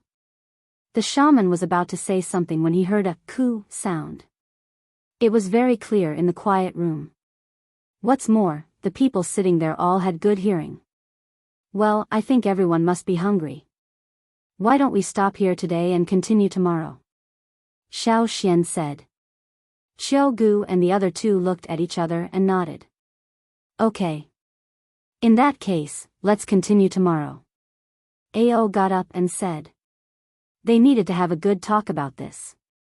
Besides, it was really late now. Ao asked Ta to take Huang Yi and others to a place to rest, and he went to the stone house with the shaman and Xiao Xian. Xiao Xian asked Ao for a piece of jerky to satisfy his hunger temporarily. When they arrived at the stone house, he didn't answer Ao and the shaman's doubts. He told them about the ancestors and the history in the forest. At this time, the shaman and Ao didn't care about the Wansha tribe, the traveling team, or the slave owners. For them, compared with the ancestors and the history of Yinjiao, these were all behind. That night, Ao called the 2 team leaders and the 10 hunting team leaders together for a discussion. He selected 50 people from the list of hunting warriors and asked the leaders to tell them that they had one day to prepare, and the day after tomorrow they would go to the forest with Xiao Xian to bring back the remains of the ancestors and the precious history. The next day, Huang Yi and the other 2 met the Yinjiao shaman, the chief, and the young elder face to face again to continue what they didn't finish yesterday. However, they soon found that the chief of Yinjiao was looking somewhere and was always absent-minded, and the shaman seemed to be absent-minded all the time. Only Xiao Xian was talking to them about the traveling team and the slave owners. At noon, they finished the discussion. On the Yinjiao side, Xiao Xian chose to join the traveling team, and the others would discuss it later. Anyway, it was not time for the traveling team to set off yet. This was the idea of the shaman and the chief. Since they had decided, it was a foregone conclusion. As for the requirement to join the traveling team, Xiao Xian was confident that he only needed to find a person who was confirmed to be in the traveling team to fight with him. Because they had to leave for the forest tomorrow, this matter must be solved today. Who should he find? Xiao Xian looked at the accommodations arranged by the tribe for the outsiders, and his eyes swept back and forth. While Xiao Xian was choosing a target to fight with, Huang Yi and the other 2 were also discussing it. The people of Yinjiao are strange today, Huang Yi said. Is there something we don't know? Are they still unwilling to give up and want to kill Wansha now? Gu Ji of the Feather tribe said. No, I don't think so. Qiu Gu thought for a while and said to Gu Ji. What did you find with the birds? Speaking of the birds, although the team leader of Yanjiao also had a white falcon at the level of a ferocious beast, it alone might not be able to stop all of them. They had not only brought the two that were visible, but also two that were hidden very well. Guji took out a palm-long bone flute and blew it. However, after a long time, the two that were visible appeared. It seemed that they had fought with the white falcon of Yanjiao, and their feathers were messy. And the two birds that they were very concerned about and secretly paid attention to Yanjiao's movements were still nowhere to be seen. Huang Yi suddenly said, "Do you still remember that there is a giant mountain eagle in Yanjiao? It is said that the eagle easily defeated an eagle of the Hui tribe." Guji. He had a bad feeling. At the same time, not far from the border of the Yanjiao tribe, on the peak of another mountain, Cha-Cha pressed a struggling bird on the ground with one paw and stepped on it with the other paw. "You are still screaming? You want me to step on it again?" When Cha-Cha stepped on the bird under his foot until it couldn't even make a sound, not far from him, another bird had been stepped on and fainted. Many of its feathers had been pulled out, and it was lying there motionless, dying.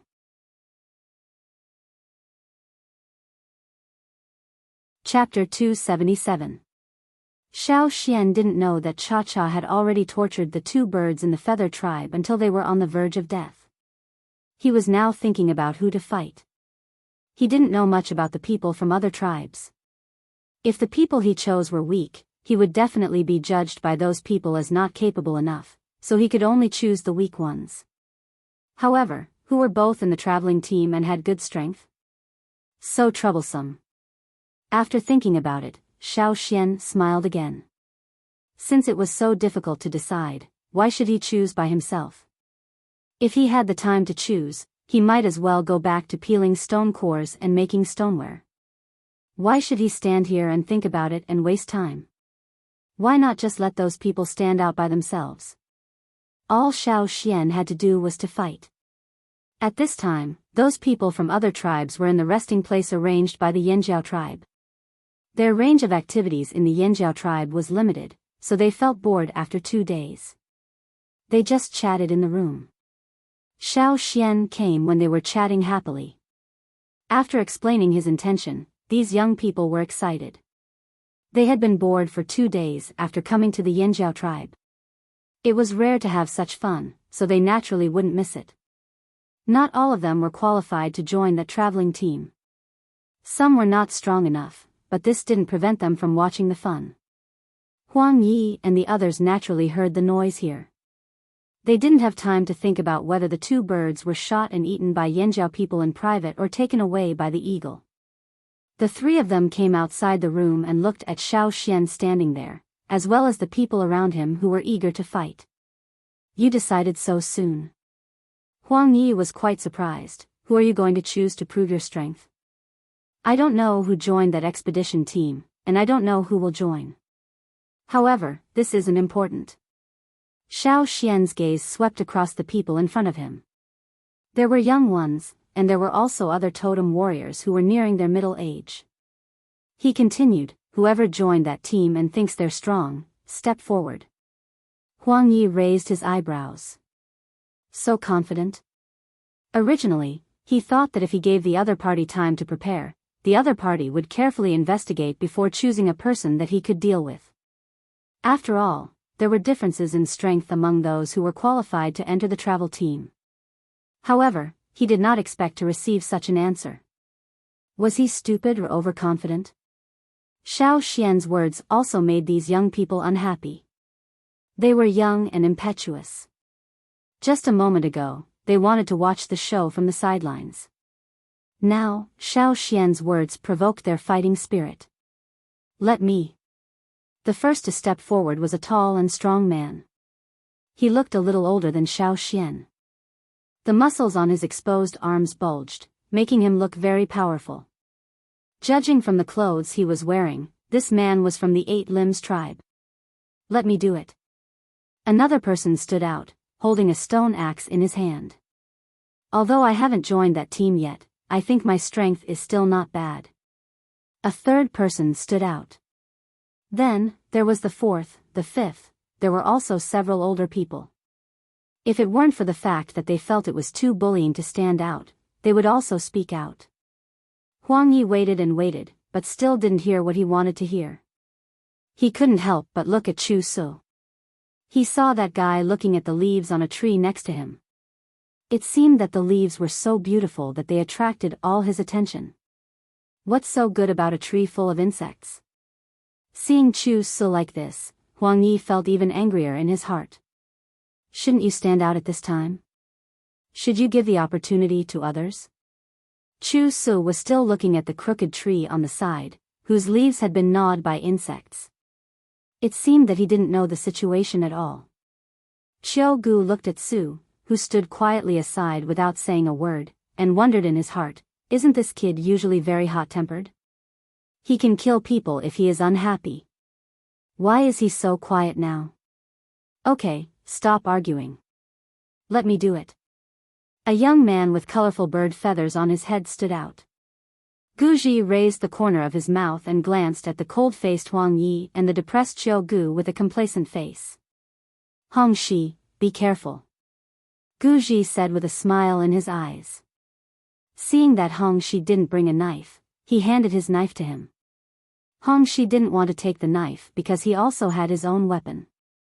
However, after thinking about it, he took it. Hong Shi of the Feather Tribe will also join the traveling team this year. Hong Shi said. Xiao Xian looked at the man standing not far away. This was the guy who blocked the road yesterday and joked about the strength of the Yanjiao tribesmen. Yanjiao, Xiao Xian. Since it was decided that Hong Shi would fight, Chu Su, who had just been paying attention to the leaves, immediately shifted his attention. He looked at the two people who were ready to fight over there and whispered to Su, let's make a bet. If you lose, lend me your white-haired spider to play with for a day. Su touched the white-haired spider under her body to comfort her. The white-haired spider she held in her arms in the past could now be used as a chair. What are we betting on? Su asked. Who will win between Hong Shi and Xiao Xian? I bet on Xiao Xian, and you bet on Hong Shi. If I lose, I will give you 2 bamboo rats. After a pause, he added, the 2 fattest ones. Su glanced at him indifferently and said, I won't bet. While Chu Su and Su were talking, the 2 people over there had already started. Xiao Xian moved first. Like a leopard hunting in the mountains, he moved quickly and punched fiercely. However, although Xiao Xian was fast, Hong Shi was faster. His body seemed to be lighter in an instant, like the twisting of the air. Every time, he could easily avoid Xiao Xian's fists. Hong Shi was not in a hurry to fight. It seemed that he wanted to play with his opponent. Looking at Xiao Xian's fierce offensive, Guji nodded and said, his style is really Yinjiao. In terms of strength, the people of the Feather Tribe would definitely lose. Even if Guji fought in person, he could not withstand Xiao Xian's intensive and fierce offensive. This was a natural weakness. However, in terms of speed, the people of the Feather Tribe were not afraid. Even the people of the Mang Tribe and the Eight Limbs Tribe had to admit this. While Guji and Qiu Gu were evaluating, Chu Su and Su looked at each other in silence. At first, they also thought that Xiao Xian's attacking style was indeed very fierce and violent, as described by their ancestors. But the more they knew, the more they doubted it. Yes, the people of Yanjiao did have an absolute advantage in strength, but in terms of speed, they might not lose. Sure enough, before Guji finished his second sentence, the situation over there changed again. Xiao Xian stopped his offensive. He was not as tired as others thought. Instead, he was in the mood to move his hands and feet. Warm-up is over. Pay attention. After finishing his words, Xiao Xian moved again. The totem patterns covered his elbows, and the totem power climbed to the limit in an instant. If Xiao Xian's figure was like a leopard in the forest just now, then now it was like lightning, and his speed was more than doubled. The movement of his footsteps on the ground was not big. Every time he looked over, his feet had already left the place, leaving only scattered dust. Hong Shi's eyes focused, and he no longer had the mood to play games. In the face of such a fast and fierce attack, he planned to temporarily avoid it, and then look for an opportunity to attack. However, he did not expect that when he decided to avoid it, Xiao Xian almost moved at the same time. The soles of his feet suddenly turned on the ground, and the ground collapsed because of the force from the soles of his feet, leaving a pit. Xiao Xian's body suddenly changed direction with the force. The sound of friction between his galloping body and the air was like a strong arrow shot by a strong bow. With a sharp sound of breaking the air, he appeared in front of Hong Shi in an instant. His arm was like a spear that was thrown out with great force, rushing straight to Hong Shi. He could not avoid it. In the face of an unexpected situation, Hong Shi only had time to block the rushing fist with his saber. If he couldn't block this punch, his bones would probably crack. There was a muffled bang. The saber successfully blocked the rushing fist, but Hong Shi's footsteps were disordered. People who often hunted had a long-term habit of not giving their prey any time to breathe. The rapid sound of breaking the air still did not stop. This time, Xiao Xian did not bombard him from the front, but after catching up, he jumped up and punched. The shadow of his fist came down from above. Bang! Once again, he blocked the fist attack, but Hong Shi felt the strong force transmitted through the saber. He had no time to care about the pain in his arm, and only felt his body sinking down. He thought, oh no. The ground here was not as sturdy as other places. It was mostly mud instead of rock.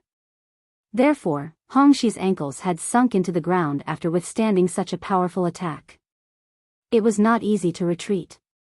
He wanted to jump out, but before he could jump up, another punch came down. Everyone only heard a series of dense bangs like a rainstorm, and Hong Shi, who was under such an attack, was like a hammered nail. Every time he was hit, he sank a little.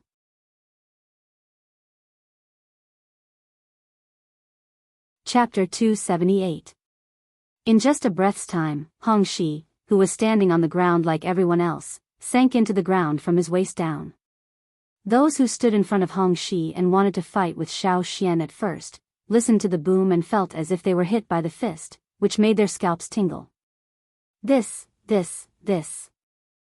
guy is actually using his fist as a hammer. Didn't it hurt? Wouldn't his hand bones be broken? Why didn't he use a knife? Didn't Xiao Xian also carry a knife? Why didn't he use a knife? Huang Yi and the others knew that if Xiao Xian really used a knife, Hong Shi would have been dead. When Xiao Xian stopped, Hong Shi was still in the posture of holding the knife, frozen there. Xiao Xian looked at the three people and asked, "Is it okay?" Huang Yi answered with an ambiguous yes. That is to say, I am qualified to participate? Xiao Xian continued to ask. Yes. Huang Yi said. Oh, goodbye. After that, Xiao Xian lifted his foot and left. Gu Ji felt the eyes of Huang Yi and Qiu Gu and blushed. Before that, he had asked Hong Shi to pay attention. The people of the Feather tribe hurried over to pull Hong Shi out. Gu Ji's broad and thick stone knife still retained the temperature brought by the hit. It was a little hot. They checked Hong Shi's injuries. They were not too serious, just a little miserable. He felt the pain of tearing muscles all over his body when he moved slightly. Hong Shi, you should have held the knife with the blade facing up. You could have blocked it. Maybe when that guy's fist came down, it would have been cut off by the knife. Someone couldn't help but say. Yes, and at that time, you should have, shut up. Hong Shi roared with blue veins on his forehead. Do you think I am stupid and don't know how to use a knife? Or do you think Xiao Xian is stupid and doesn't know how to avoid the blade? If I had a chance, would I be beaten like this? Just in time, that guy hasn't gone far. You take the knife and continue to fight. The others stopped talking. Although Hong Shi's weapon wasn't a saber and he wasn't as proficient in using it as others, it didn't mean that he didn't know how to use a saber. It looked very simple, but when he really faced it, the pressure he felt was completely different. At that time, Hong Shi really had an illusion that he was facing a fierce beast from the forest. When he blocked the other party's attack, he felt as if the bones in his hand were about to shatter. Even turning the hilt of his saber was difficult. Hongxi knew that his defeat was justified. What he shouldn't have done was to be careless at the beginning, which led to him being in a passive state and losing in an extremely stupid way. I should have used my own weapon. Hongxi struggled to walk to Gu Ji with the saber, handed it back to him, and said angrily, "When I get better, we'll fight again next time. I'll use my own weapon next time." After a moment of silence, he added, "It's not that I can't afford to lose, I just feel that I haven't shown my true strength yet." Chu Su couldn't help laughing. "What are you laughing at?" Hongxi glared at him. "Your feathers are falling off." Chu Su pointed to his head and said. Hongxi's face turned red, and he said angrily, "Chu Su, wait for me. When I get better, I'll fight with you." Ignoring the quarrel of the young people over there, Huang Yi sighed to Gu Ji and Xiao Gu beside him. "Now I believe that Huma of the Dishan tribe was killed by him." Before this, Huang Yi and the other two had heard the rumor that Huma of the Dishan tribe was killed by a young man with an eagle in Yanjiao, but they didn't believe it. Because 99% of the rumor was exaggerated and absurd, not to mention the Yanjiao tribe which was in hot discussion, they didn't take the news they heard at that time seriously. But now it seemed that it was very likely to be Xiao Xian. Alas! Gu Ji patted his forehead. "I forgot to test that guy and see if he knows about the 2 missing birds." Without informing the Yanjiao tribe and secretly with 2 birds as spies, anyone would doubt his motives. In this case, once strange and suspicious birds were found, it was very likely that he would shoot them directly. How to ask? Gu Ji felt sorry for the 2 birds. He had trained them for a long time, and they were rarely caught in the past. This time, he really didn't expect it. The Yanjiao tribe seemed to have a lot of secrets. The next day, the chief of the Yanjiao tribe, asked Huang Yi and the other 2 to have a talk. When the 3 of them arrived, they saw the 2 dying birds on the stone table and the serious faces of the Yanjiao warriors around them. Huang Yi only felt a headache. "Why didn't I see Xiao Xian?" Xiao Gu asked. "He has something else to do." Ao didn't intend to say more. Huang Yi glanced around. Except for Xiao Xian, the 2 Yanjiao leaders were not there. What did they do? Forget it, no matter what they did, as long as they didn't go directly to the people of the Wanshi tribe. Ao ignored Huang Ye's doubts, just grabbed the 2 birds and talked with the people of the Feather tribe.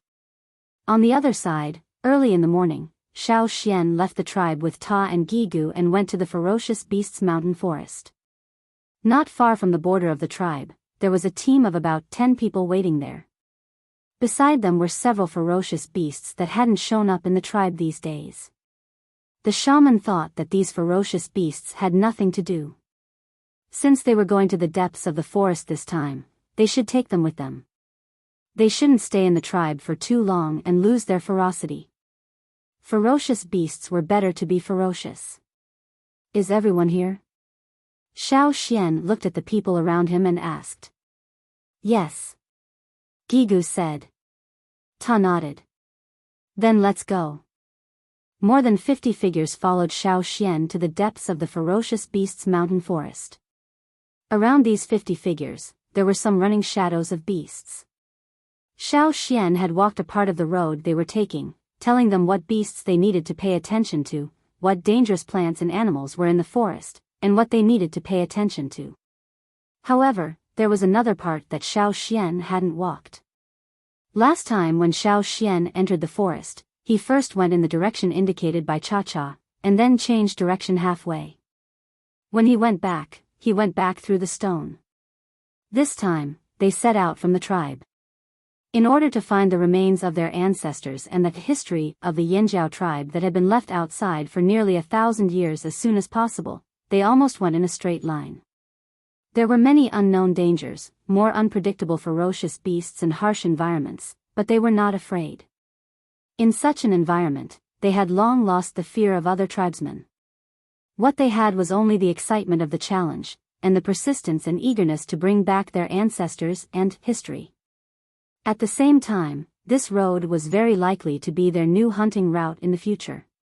Since returning to the old haunt, they hadn't decided on a new hunting route, but the matter of their ancestors had helped them solve this problem.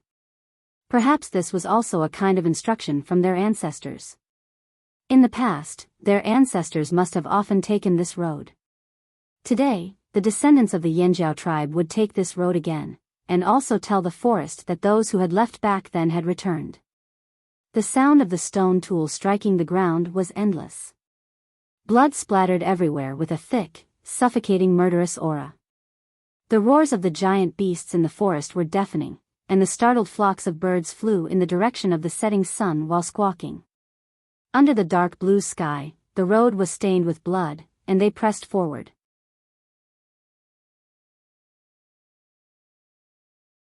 Chapter 279. It had taken them 5 days to get here from the tribe, with only a short rest along the way. They had also found 2 caves that could be used as strongholds. Of course, there had been ferocious beasts in the caves, but they had been encircled and killed by them. They had become dinner that night. Everyone had fought a bloody battle. The deeper they went into the forest, the more they felt the familiar, exciting, dangerous, and blood-boiling hunting feeling came back. They liked this old place very much and were very satisfied with this forest. If other tribes knew how the Yanjiao people felt about this forest, they would definitely think that the Yanjiao people were all crazy and liked to live with ferocious beasts as their neighbors. They were looking for trouble. But the Yanjiao people who came from the other side of the river had been in contact with this kind of environment since childhood. Facing this kind of environment, it was easier for them to adapt. Sometimes the 2 team leaders even wondered if there was a place deeper in the forest like a green land, where all kinds of precious and dangerous plants grew. In just 5 days, everyone was like a killer who had crawled out of a thick sea of blood, full of ruthlessness and killing intent. And the ferocious beasts that had been brought out with them looked even more ferocious. If they hadn't softened their eyes when they looked at the Yanjiao people and were obedient enough, they would have looked no different from the native ferocious beasts in the forest at first glance. That's it. Xiao Xian pointed to a place on the mountain and said. Although they hadn't reached that place yet, Ta and Gigu looked in the direction Xiao Xian pointed. They could clearly see a place blocked by a big stone. Behind the stone, there must be the cave where the ancestors lived, as Xiao Xian had said. Taking a deep breath, everyone couldn't help but tidy up their animal skin clothes, patting off the grass bits stuck to their animal skin clothes. Then, they went to a spring on the mountain and washed their faces, rubbing away some of the dried blood on their arms and legs. In front of the ancestors, they would treat them seriously. After carefully tidying up, the group went up the mountain. The cave no longer had the protective force that Xiao Xian had encountered the last time he came here. It looked no different from an ordinary cave. Xiao Xian moved the boulder that was blocking the entrance of the cave away and had a few vicious beasts stand guard outside. Then, he led the 2 team leaders and the others into the cave. The insect-repelling herbs that were scattered in the cave last time were still there, but the smell was much fainter. Before Xiao Xian left last time, although he had set up traps and scattered some insect-repelling herbs, the power that protected the cave was gone. Xiao Xian was worried that the bodies of the ancestors would rot, so he put the bone ornament on the body of the person who was sitting cross-legged on the ground. The other 6 bodies were also moved closer by Xiao Xian. Since the bone ornaments were able to protect the remains of their ancestors in the King Stoneworm's cave, they should be able to do the same now. After entering the cave, Xiao Xian looked carefully. The 7 bodies of the ancestors were the same as the last time he saw them. They did not rot quickly, which made Xiao Xian feel relieved.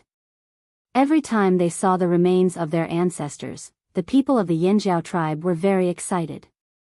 Especially after hearing from Xiao Xian what he saw in the cave last time, Ta, Gigu, and the others wanted to kneel down and kowtow to show their respect for their ancestors. Ta held a torch and carefully followed Xiao Xian into the innermost part of the cave. These are the history. Xiao Xian pointed at the boxes and said. Whether it was the ancestors or the boxes that contained the history of the Yanjiao, they would send them back to the tribe at all costs. After seeing the ancestors and the history, the 2 team leaders led the others out of the cave and went down the mountain to chop wood to make palanquins. In fact, they were not exactly palanquins. They were just made to look like 3 carriages. When the time came, each carriage would be carried by 4 people, and the others would guard around it. Xiao Xian and the others rested in the cave for 2 days. During these 2 days, they also finished the palanquins used to carry the ancestors. They carefully put the bodies of the 7 ancestors into one palanquin, and the boxes containing that history were put in 2 groups in the other 2 palanquins. There were limited things left in the cave, and many of them had lost their original appearance. If they saw these things in the tribe, they would definitely throw them away as garbage. But these were left by the ancestors, so they had a different meaning. They took what they could take with them, and left the rest in the cave if they felt it was unnecessary. When the route is opened, we will come back again, Gigu said. They went back much slower. After all, they had to carry the ancestors and that history, and they had to keep them from being destroyed by other ferocious beasts. Naturally, it would take more time. At this time, the ferocious beasts were doing very well. They would attract other ferocious beasts away, and then find a place to kill them, instead of fighting around the palanquins. 8 days later, they returned to the tribe. When they were still some distance away from the tribe, they met the people sent by the shaman and the chief to pick them up, and they also shared the pressure of everyone. Everyone was injured, and so were the ferocious beasts, but they were in good spirits. The former thought it was a great honor to bring back the ancestors and the history, while the latter thought it was a good time to go out and have fun. Although they almost died several times, and had many injuries on their bodies, they were happy enough. The people from the other tribes had already left, and the people in the tribe stopped all their work and followed the shaman and the chief to the border to welcome them. Some people didn't know why they had to go out like this at first, but after they told each other, they couldn't help but be excited. Those are the ancestors. What do the ancestors look like? They must be mighty and extraordinary. I heard that those who worship the ancestors will be blessed by the ancestors. I know a warrior who has worshipped him before. Later on, he was able to get through several dangerous situations during hunting. You also found the ancestors before? Yes, I heard it was Elder Xiao Xian who found them. Then what about this time? I heard it was also Elder Xiao Xian who found them. No wonder he is an elder. For the Yanjiao people, even if the ancestor's body was only a skeleton, it still had a sacred and inviolable aura. Unfortunately, they didn't get to see what their ancestors looked like. They only saw 3 large chests being carried by a dozen people. Welcome back, ancestors. The shaman and the chief were the first to kneel. Thousands of people at the border all knelt down. Even the children who didn't know anything knelt down with the adults. They didn't have their usual naughtiness, and they had a very strange feeling.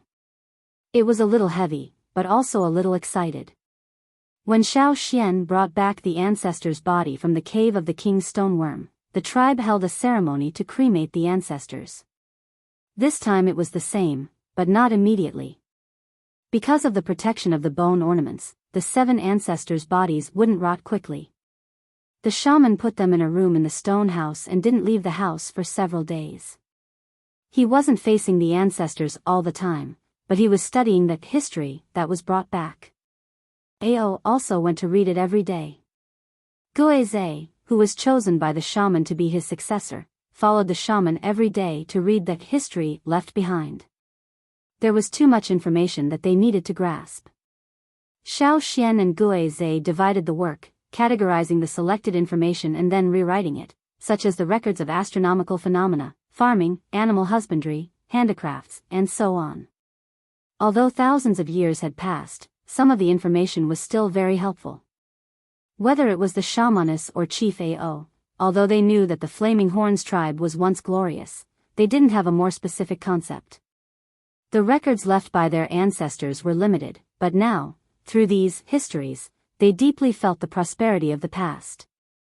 Thinking of the arrogant faces of the people from the other tribes a few days ago, and then thinking of the overbearing Flaming Horn tribe, Ao only felt that there was still a long way to go. The Flaming Horn tribe needed to develop and return to its former strength, but it also needed time. Who are the ancestors that came back?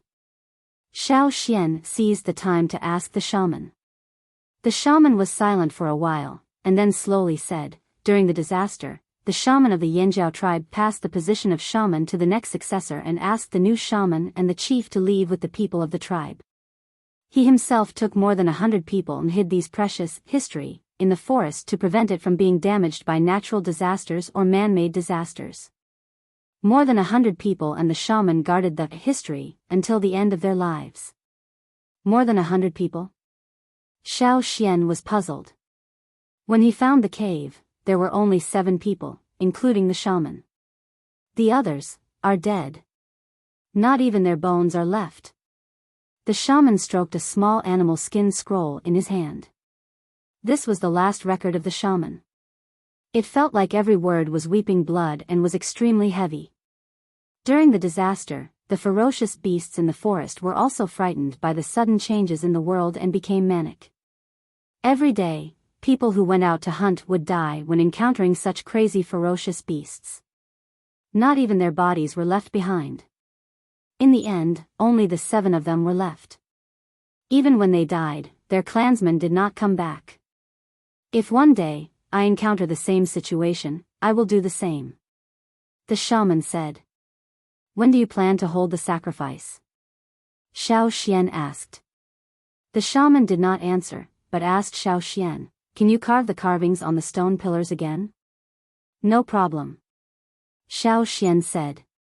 During the time when they left for the ferocious beasts forest, Ao had brought more than 1,000 people to transport several huge stone pillars. Xiao Xian understood the shaman's meaning. He hoped that the pillars could be completed before the ancestors were cremated. Because the stone pillars were too big, it was impossible for Xiao Xian to complete all of them.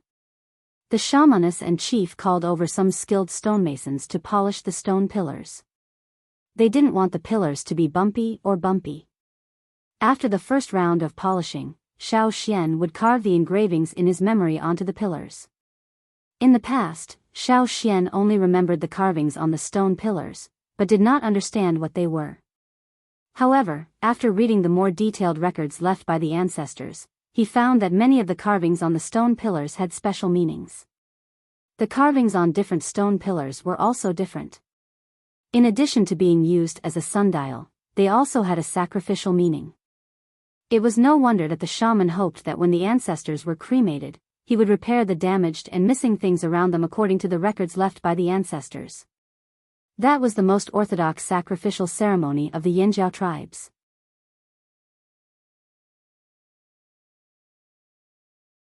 Chapter 280.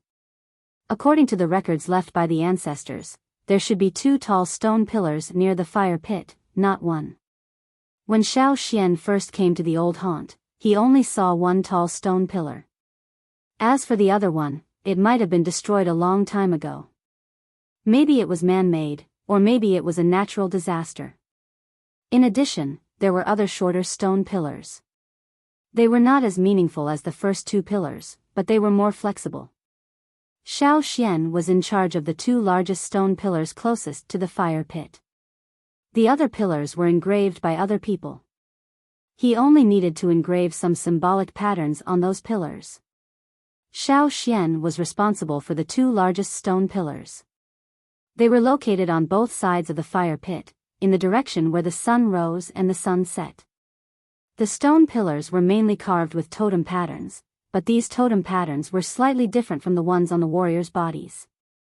The gaps between the patterns were larger, and some patterns were carved in the gaps. On the stone pillars located in the direction where the sun rose, there were carvings of machetes, bows and arrows, stone balls, hammers, axes, picks, chisels, and other tools that warriors often used, including hunting and daily necessities. In addition, there were also various kinds of ferocious beasts. Although there were many pictures, each picture was not complicated. It only took a few strokes on the animal skin scroll to show their characteristics, allowing people to see what was drawn on it at a glance. On the stone pillars near where the sun set, there were carvings of various plants, flowers, ornaments, and so on. Some of the plants and flowers were planted and picked, and some of them were commonly used herbs. The carvings on the stone pillars represented the meaning of harvest, prosperity, and so on. It was also like a prayer that was divided into two parts. Xiao Xian first drew them on a piece of animal skin roll based on his memory, and then cut a piece of wood to try to make a miniature model. The small wooden stake was simple.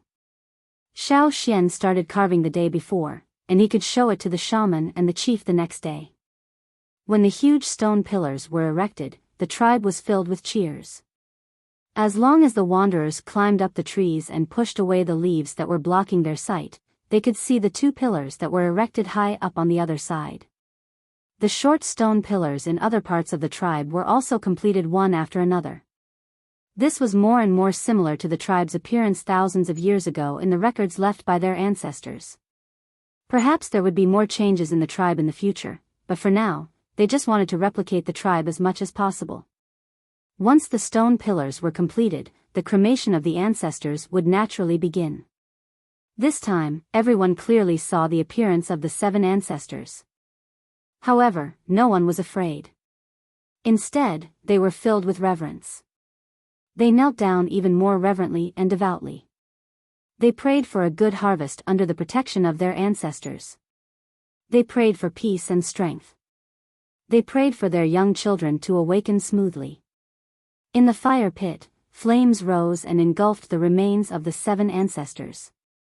Not long after, even their ashes were gone. A strong gust of wind blew from the forest. Perhaps it was due to the influence of the newly erected stone pillars, but when the wind blew, it carried with it a rising and falling sound, as if someone was whispering or singing. Some said that the ancestors who had died in the forest had returned. Others said that the ancestors were responding to their prayers. No matter what the truth was, as long as everyone thought so, no one would really stand out to refute it. After the ceremony of cremation of the ancestors was over and everyone dispersed, Ao walked to the pile of broken stones on the side and stood there for a long time. Most of these stones were broken stone pillars and other building fragments broken by the people of the Wuxia tribe. Every time they saw these, the Yanjiao people held their breath. "We will definitely fight against the Wuxia tribe," Ao said. Sooner or later, there would be a war with the Wuxia tribe. Xiao Xian knew clearly that the Yanjiao people would not be able to accept this and would feel ashamed to face their ancestors. Perhaps the ancestors were worried that someone would come to the old haunt to destroy it, so they took the precious history to the depths of the forest. They took it far away and hid it in a place where no one dared to go. Perhaps this war is not far away, Ao said, looking at Xiao Xian. "Xian, although I don't like those people from other tribes to intervene in our war, I still care about the slave owners," they said. "After all, those are things we don't know, and the ancestors have never recorded them." As a leader, he naturally needed to consider more and could not act rashly. If there were no slave owners, even if other tribes in the central region opposed, he would still fight. But the slave owners, Ao did have scruples in his heart. The Wuxia tribe, which was predicted by the ancestors to perish long ago, had become strong. What role did the slave owners play in it? After I join the expedition team, I'll do my best to find out more about the slave masters, Xiao Xian said. Even if he had seen a slave owner, he knew very little. He only knew one thing: slave owners are very ambitious. Ao also knew that the slave owners could make the people of the central tribes fear them and even put down their hatred for each other for the time being. Naturally, they were not easy to deal with. "This time, Lei and Tua will go with you," Ao said. There were 3 people who joined the traveling team in Yanjiao this time. Lei was a very famous person among the younger generation of the tribe. After all, there were tribal leaders in his family. Lei's own strength was also good, and he had a ferocious beast. And Tua was not bad. As a person who joined the advance team very early, he had enough strength. The gathering time mentioned by Huang Yi was very close, and Xiao Xian and the other 2 were about to leave soon. Before leaving, Huang Yi also took out a map, on which the gathering place was marked. It was a very simple map, with a few monotonous strokes and several general tribal branch marks. It was too vague to find without a guide. Fortunately, Xiao Xian had a more detailed map in his hand. Although it was incomplete, the gathering place mentioned by Huang Yi happened to be near the edge of the map drawn by Xiao Xian. The edge of the map was naturally not the edge of the mainland. Xiao Xian did not know more about the farther places, and could not get exact information from other people. This time, he could perfect the map again. Tua, Lei and Xiao Xian. Among the three, Xiao Xian was the youngest, but also the highest among the three. After all, he was the elder. Therefore, without Ao and other people's advice, Lei and Tua also knew that outside, Xiao Xian's opinion was the main. Besides, they were good at hunting, but not good at finding a place. Because of the special situation, Lei could not take his own ferocious beast with him, so he gave his ferocious beast, Meng, to his father. And Xiao Xian did not take Caesar. There were too many variables outside, so it was inconvenient to take it. You can go hunting with Uncle Mai. When hunting, don't fight, don't run around, and listen to old Ku at home. If you meet a female wolf in the mountains, you can bring it back for everyone to see, but don't let it bite the people in the tribe. Xiao Xian said while brushing Caesar's hair. Caesar was not in a good mood. He was a little upset that Xiao Xian did not take him out. Xiao Xian said a few words to him, and he whispered in response. 3 days later, Xiao Xian, Lei and Tua left the tribe and went to the gathering place of the traveling team mentioned by Huang Yi. They left before the sun came out. Except for a few people, they did not disturb other people in the tribe.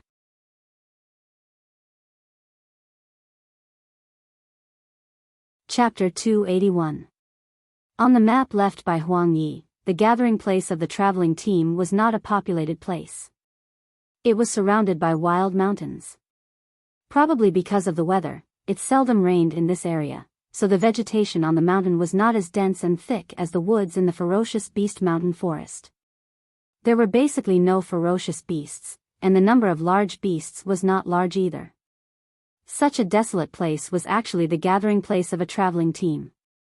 If there was no one to lead the way, it would be very difficult to find the exact location. On the top of a mountain, there were several wooden houses or houses surrounded by rattan grass. At this time, some people in different clothes were looking around on the grass in front of the houses. How is it? Huang Yi walked out of a bamboo house and asked a middle-aged man standing outside. The people of the Longbow tribe have just arrived. The rest of them are the Tianshan tribe and the Hui tribe. The man said. What about the Yanjiao tribe? Huang Yi asked. The Yanjiao tribe? The man didn't remember which tribe the Yanjiao tribe was. After a few seconds, he remembered it and then smiled carelessly. It's the first time for them to participate in this trip. Maybe they can't find the way.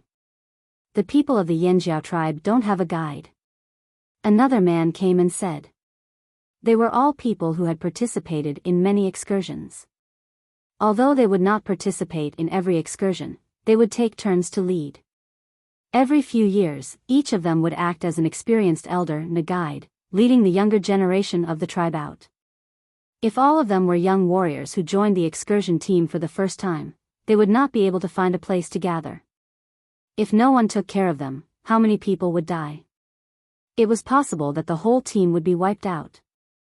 I heard that 3 people from the Yanjiao tribe will come this time. I don't know if they can survive. A man said. Not to mention whether they can survive or not, whether they can find this place on time is unknown. As they were discussing, they heard some people not far away say, "Here they come." In the air, there were 2 dots flying over. The Hui tribe? The Tianshan tribe? Only those 2 tribes would come by birds. For a while, no one could be sure.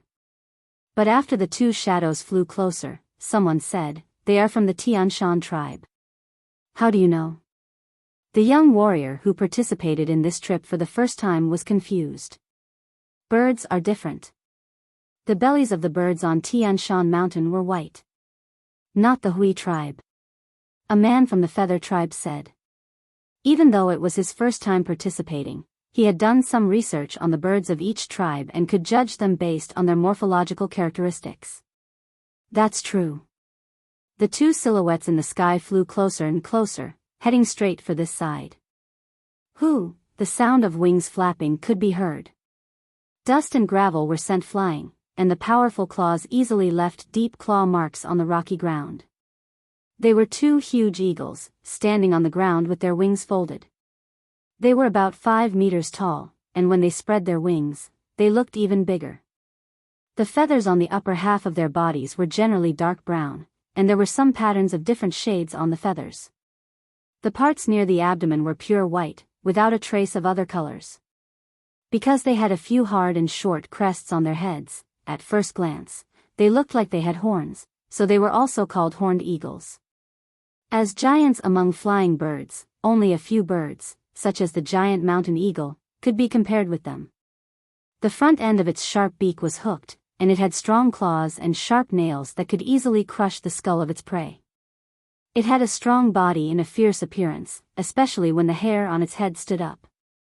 When it looked at people, it was like a ferocious monster staring at you. Some young warriors looked into the eyes of the eagles, swallowed their saliva and avoided their eyes. They were really fierce. There were 5 people standing on each horned eagle, each with a big bow on his back and 3 long feathers on his head. Looking at the 10 people coming, Huang Yi smiled and greeted the leader who was about the same age as him. He asked about the things on the way and whether it went well. But the people of the Feather tribe, such as Hong Shi and Gu Ji, didn't look at the people of the Tian Shan tribe with a good face. But the people of other tribes, especially some young warriors, looked at the 2 eagles of the Tian Shan tribe with envy. When they came here, they climbed several mountains. If they didn't climb, they would take a long detour. But for the Tian Shan tribe, they could arrive directly by bird. How refreshing it was.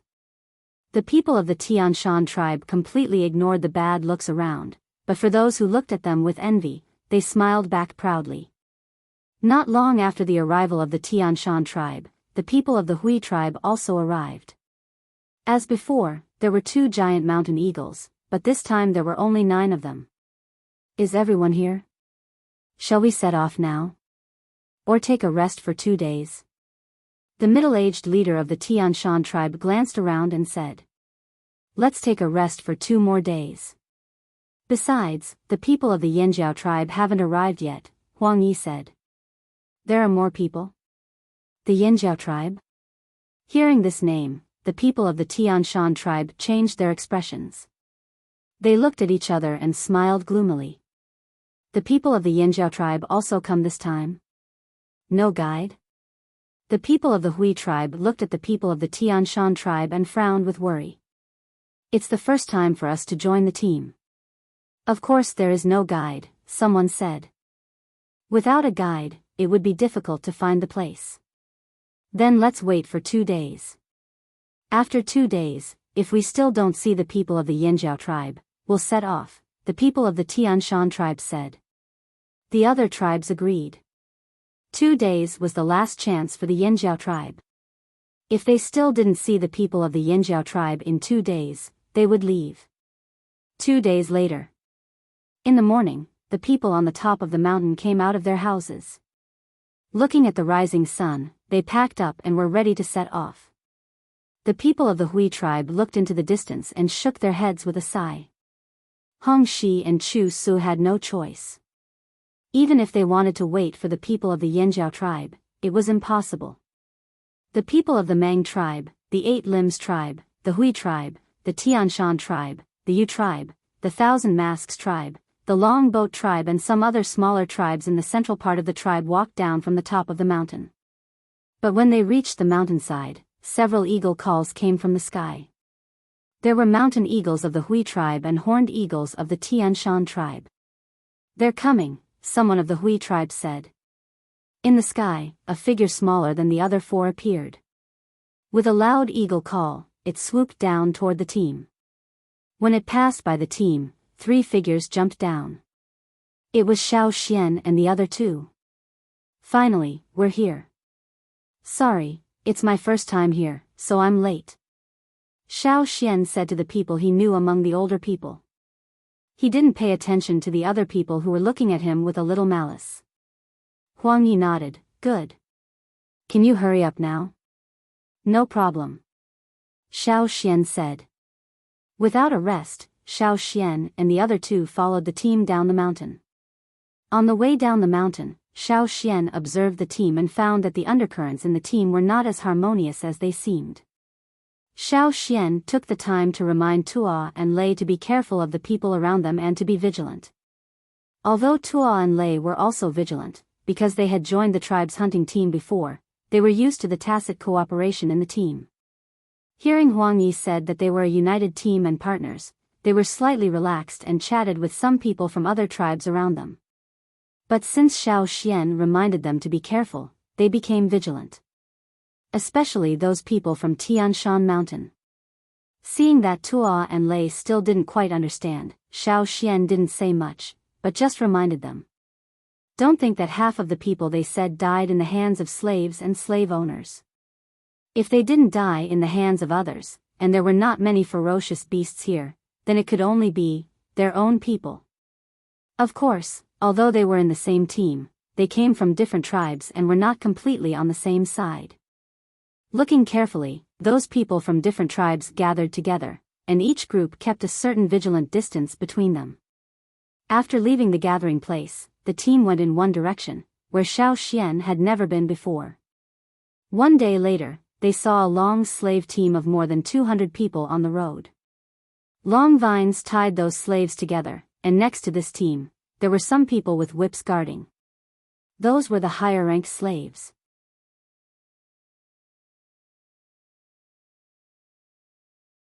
Chapter 282.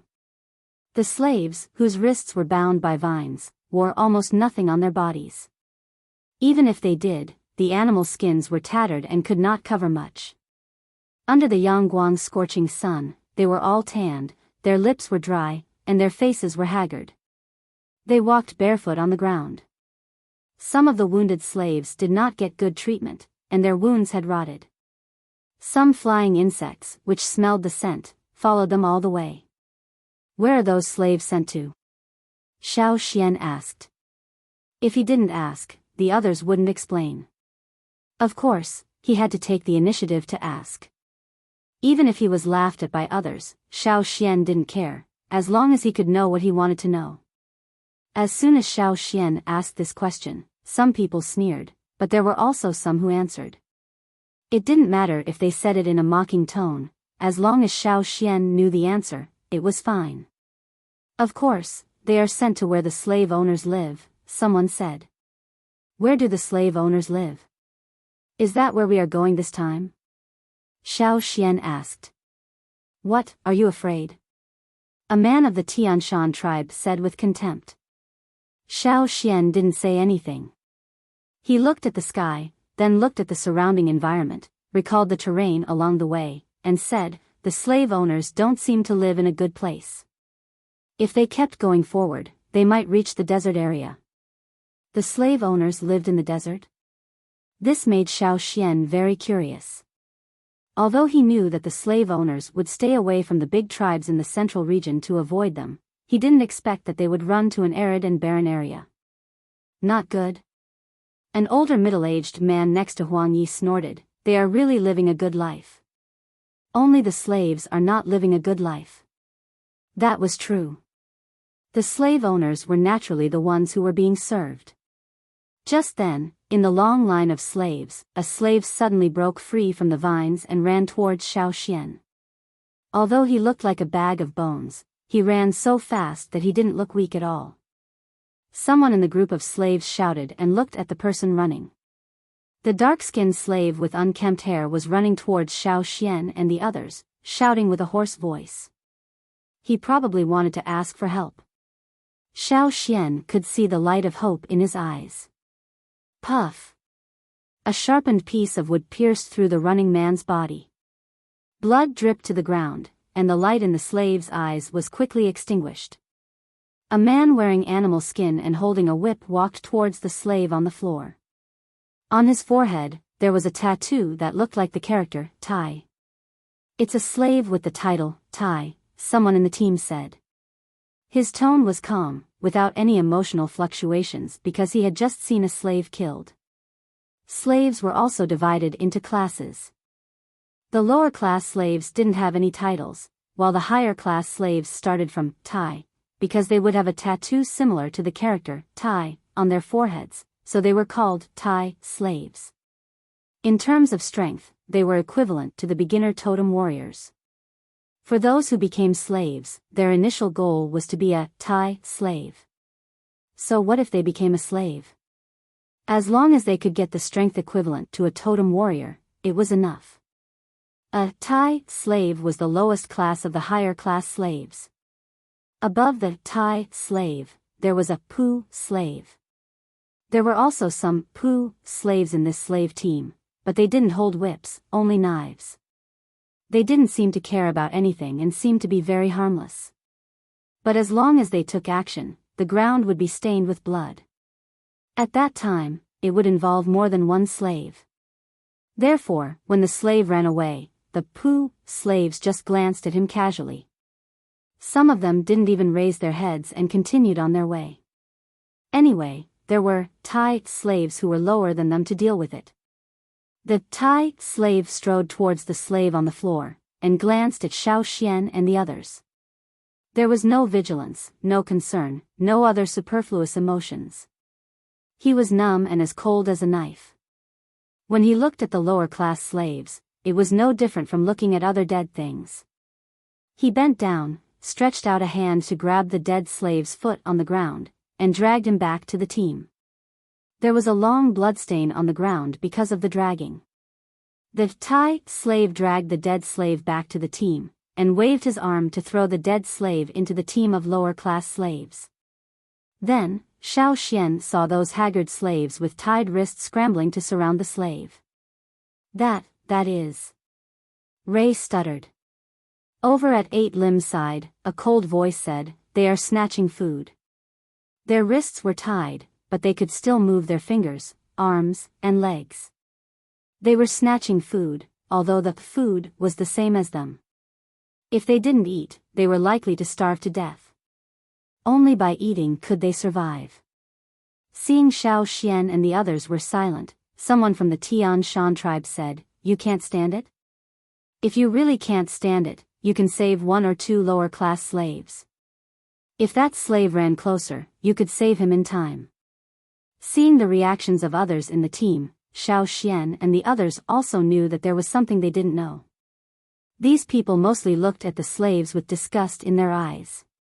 Indeed, many totem warriors looked down upon the slaves, thinking that they were spineless and betrayed their ancestors.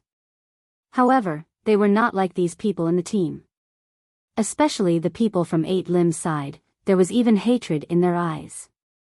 Xiao Xian learned the reason from Chu Su. A few years ago, someone from the 8 Limbs tribe encountered a similar situation. He saved a few low-class slaves and also killed a few Tai slaves on the way. In fact, at the beginning, the people from 8 Limbs were very secretive and disguised. Their identities shouldn't have been discovered, but they were discovered.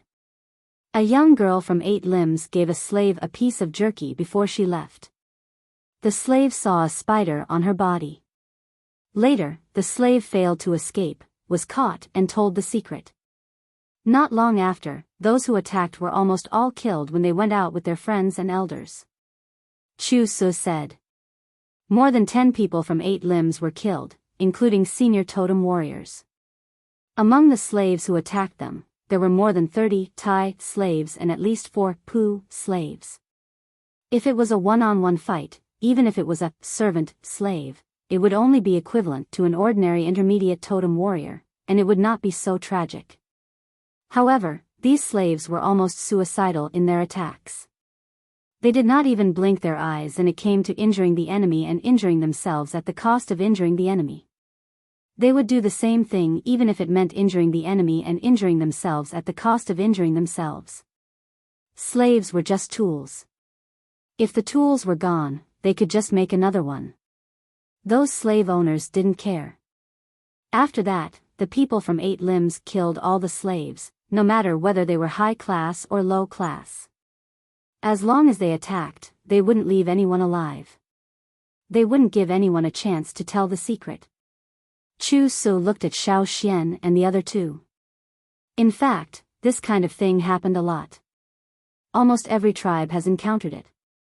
Remember, those slaves can betray their own beliefs and ancestors. They can also betray anyone. Including betraying their masters? Xiao Xian asked. It depends on whether they dare or not. Different slave owners have different slaves. You'll know when you see more. Chu Su said. After the slave team left, they continued to move forward. The slave who was eaten only left a pool of blood stains and a few pieces of bones that couldn't be pieced together. Some scavenging insects circled around, sharing the last of the delicious meal. Xiao Xian and the others didn't encounter any more slave teams. They took different paths. The further they went, the clearer Xiao Xian could feel the dryness of the air. The surrounding vegetation was sparse. Compared with other places, the number of animals and plants was pitiful. The thin layer of grass on the ground had also withered. After another 5 days of continuous walking, some people in the team had begun to become dispirited. A little further ahead, there will be a tribe. We can rest there for a few days. An elder said. Hearing this, the young people were shocked. A tribe? There is a tribe here? What is it called? The Rain Tribe. Someone answered. Xiao Xian looked at the clear sky. The Rain Tribe. He didn't know how Yang Sui was doing. Had he successfully inherited the position of the Rain Tribe's shaman?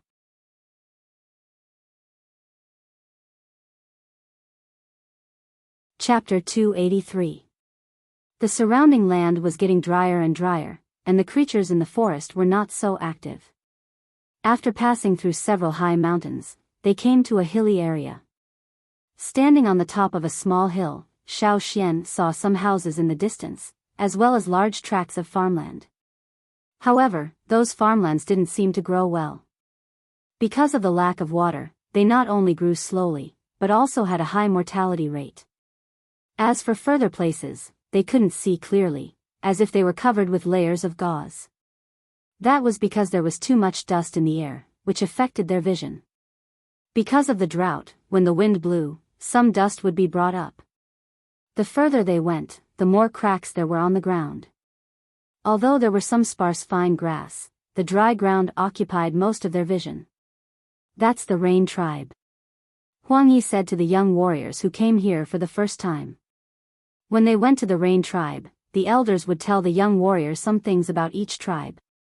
Now that they saw the Rain Tribe, they would naturally tell them about the customs of the Rain Tribe.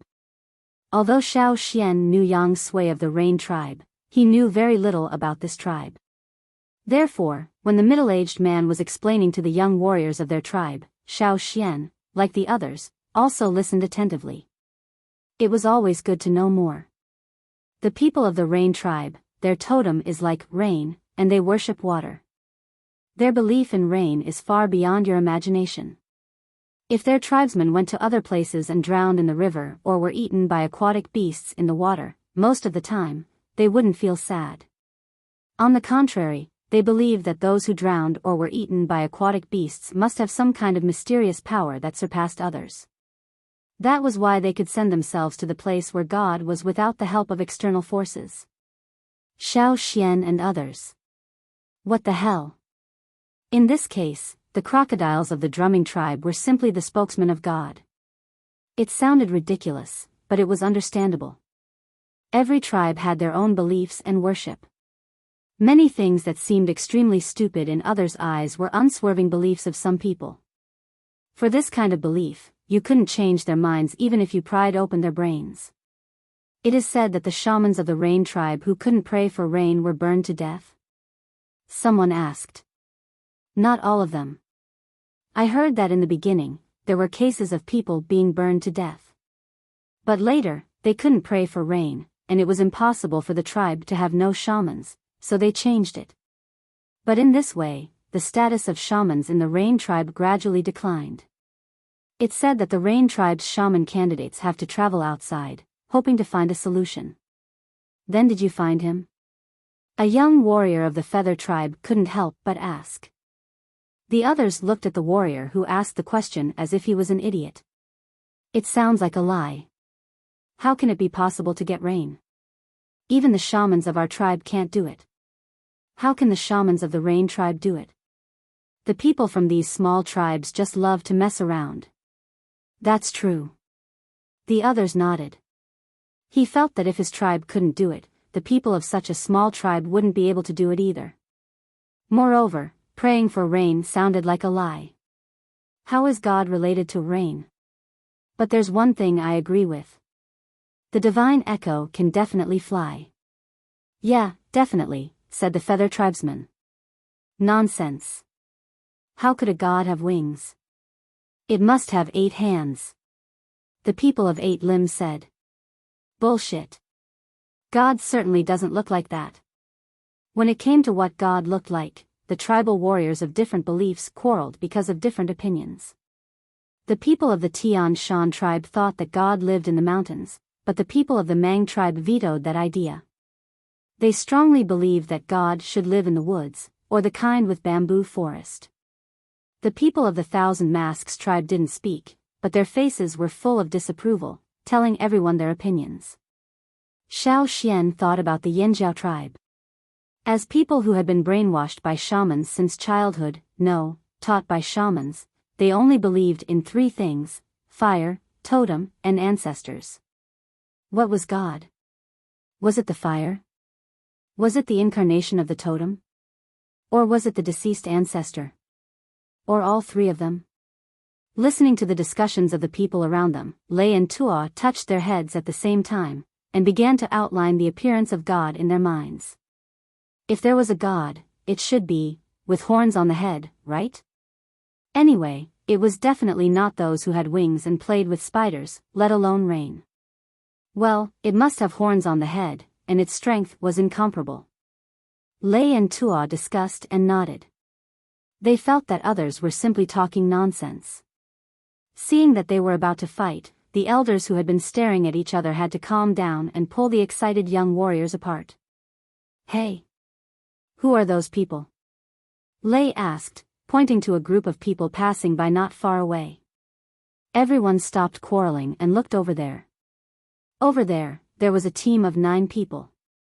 The people walking in front were wearing clothes woven with green rattan and yellow withered grass, with some wooden and bone ornaments. Each person held a pottery bowl in his hand, holding the bowl in one hand and dipping the other hand in the pottery bowl and swinging it vigorously to the side. They swung it every few steps. There should be water in the pottery bowl. Those people had some wooden bells made of nuts similar to walnuts hanging around their waists. Every time they swung their arms vigorously, because of the movement of their bodies, the wooden bells hanging around their waists would also swing, making a clattering sound, which sounded like the sound of rain hitting the ground. They are the people of the Rain tribe. Huang Yi said. Is that a sacrifice? Someone asked. I don't know, it may be related to their sacrifice. Anyway, let's find a place to rest now. Yes, the Rain tribe will provide houses for travelers to live in. We can just rest there, said someone who had traveled far. The team of the Rain tribe didn't walk fast. When Xiao Xian and his team arrived, they just passed by them. These people of the Rain tribe had totem patterns painted on their faces with paint, so their faces couldn't be seen clearly. But Xiao Xian still recognized Yang Sui, who was walking in the front. Yang Sui's clothes were a little different from the other 8 people behind him. They were more complicated, and the pottery bowl in his hand was not a simple one. It was a little higher, and there were some stripes and dots on the outside of the bowl, like running water and rainwater. Yang Sui also saw Xiao Xian. He was stunned and wanted to say something, but realized that it was not a good time to say hello and talk about the old days. Then he saw the people around Xiao Xian and thought of something. His eyes quickly moved to the tribe. He wanted Xiao Xian to go there first, and then he would talk to Xiao Xian after he finished here. The Rain tribe built a row of wooden houses on the edge of the tribe for travelers to live in. They only needed to pay a certain accommodation fee. Other people wouldn't pay for people who didn't belong to their tribe. Fortunately, Xiao Xian had a lot of money with him. He gave some shell coins to the guards of the Rain tribe to exchange for a wooden house for 3 people.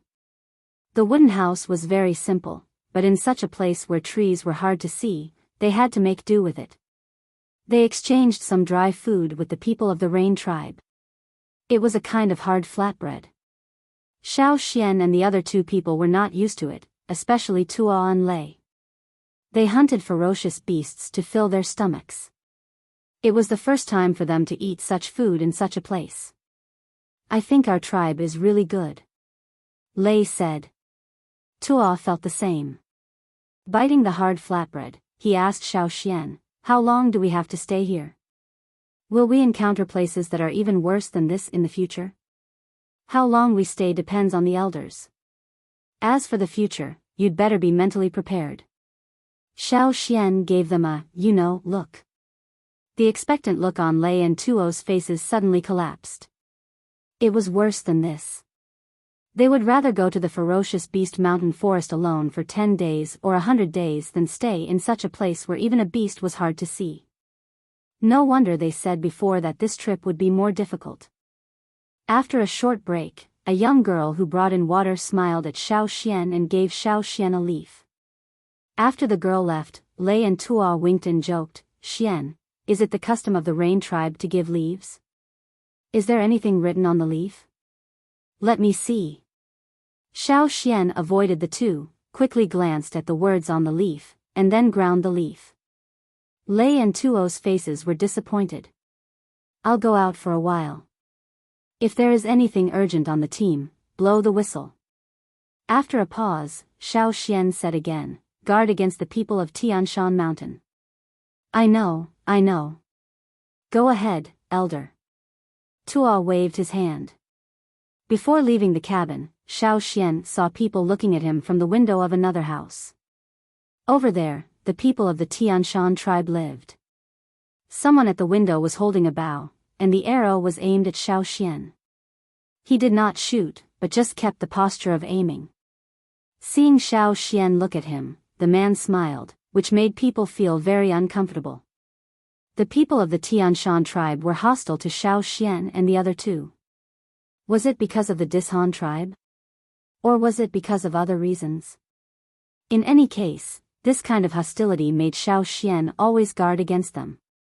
No longer paying attention to the people over there, Xiao Xian knew that they did not dare to do anything blatantly.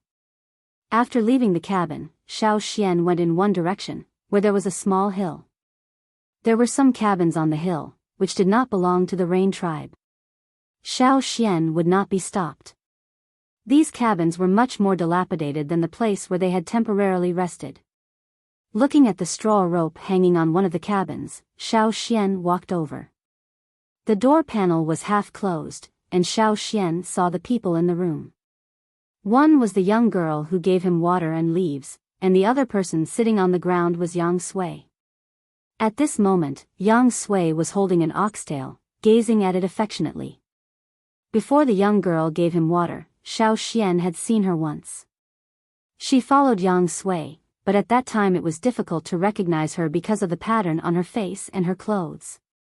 When Xiao Xian came, the girl was talking in a low voice. Hearing the noise, she stopped and looked up at Xiao Xian. "You're here?" Yang Sui did not look very good. After washing the pattern on his face, there were dark circles around his eyes. "You don't seem to be doing well. Did you fail to become a shaman?" Xiao Xian asked. "No, I'm a shaman now, but I'm about to fail." Yang Sui sighed. "You're tuning into the Biyao's Wuxia Chronicles YouTube channel. Don't forget to subscribe and join us on this journey to catch the most captivating stories.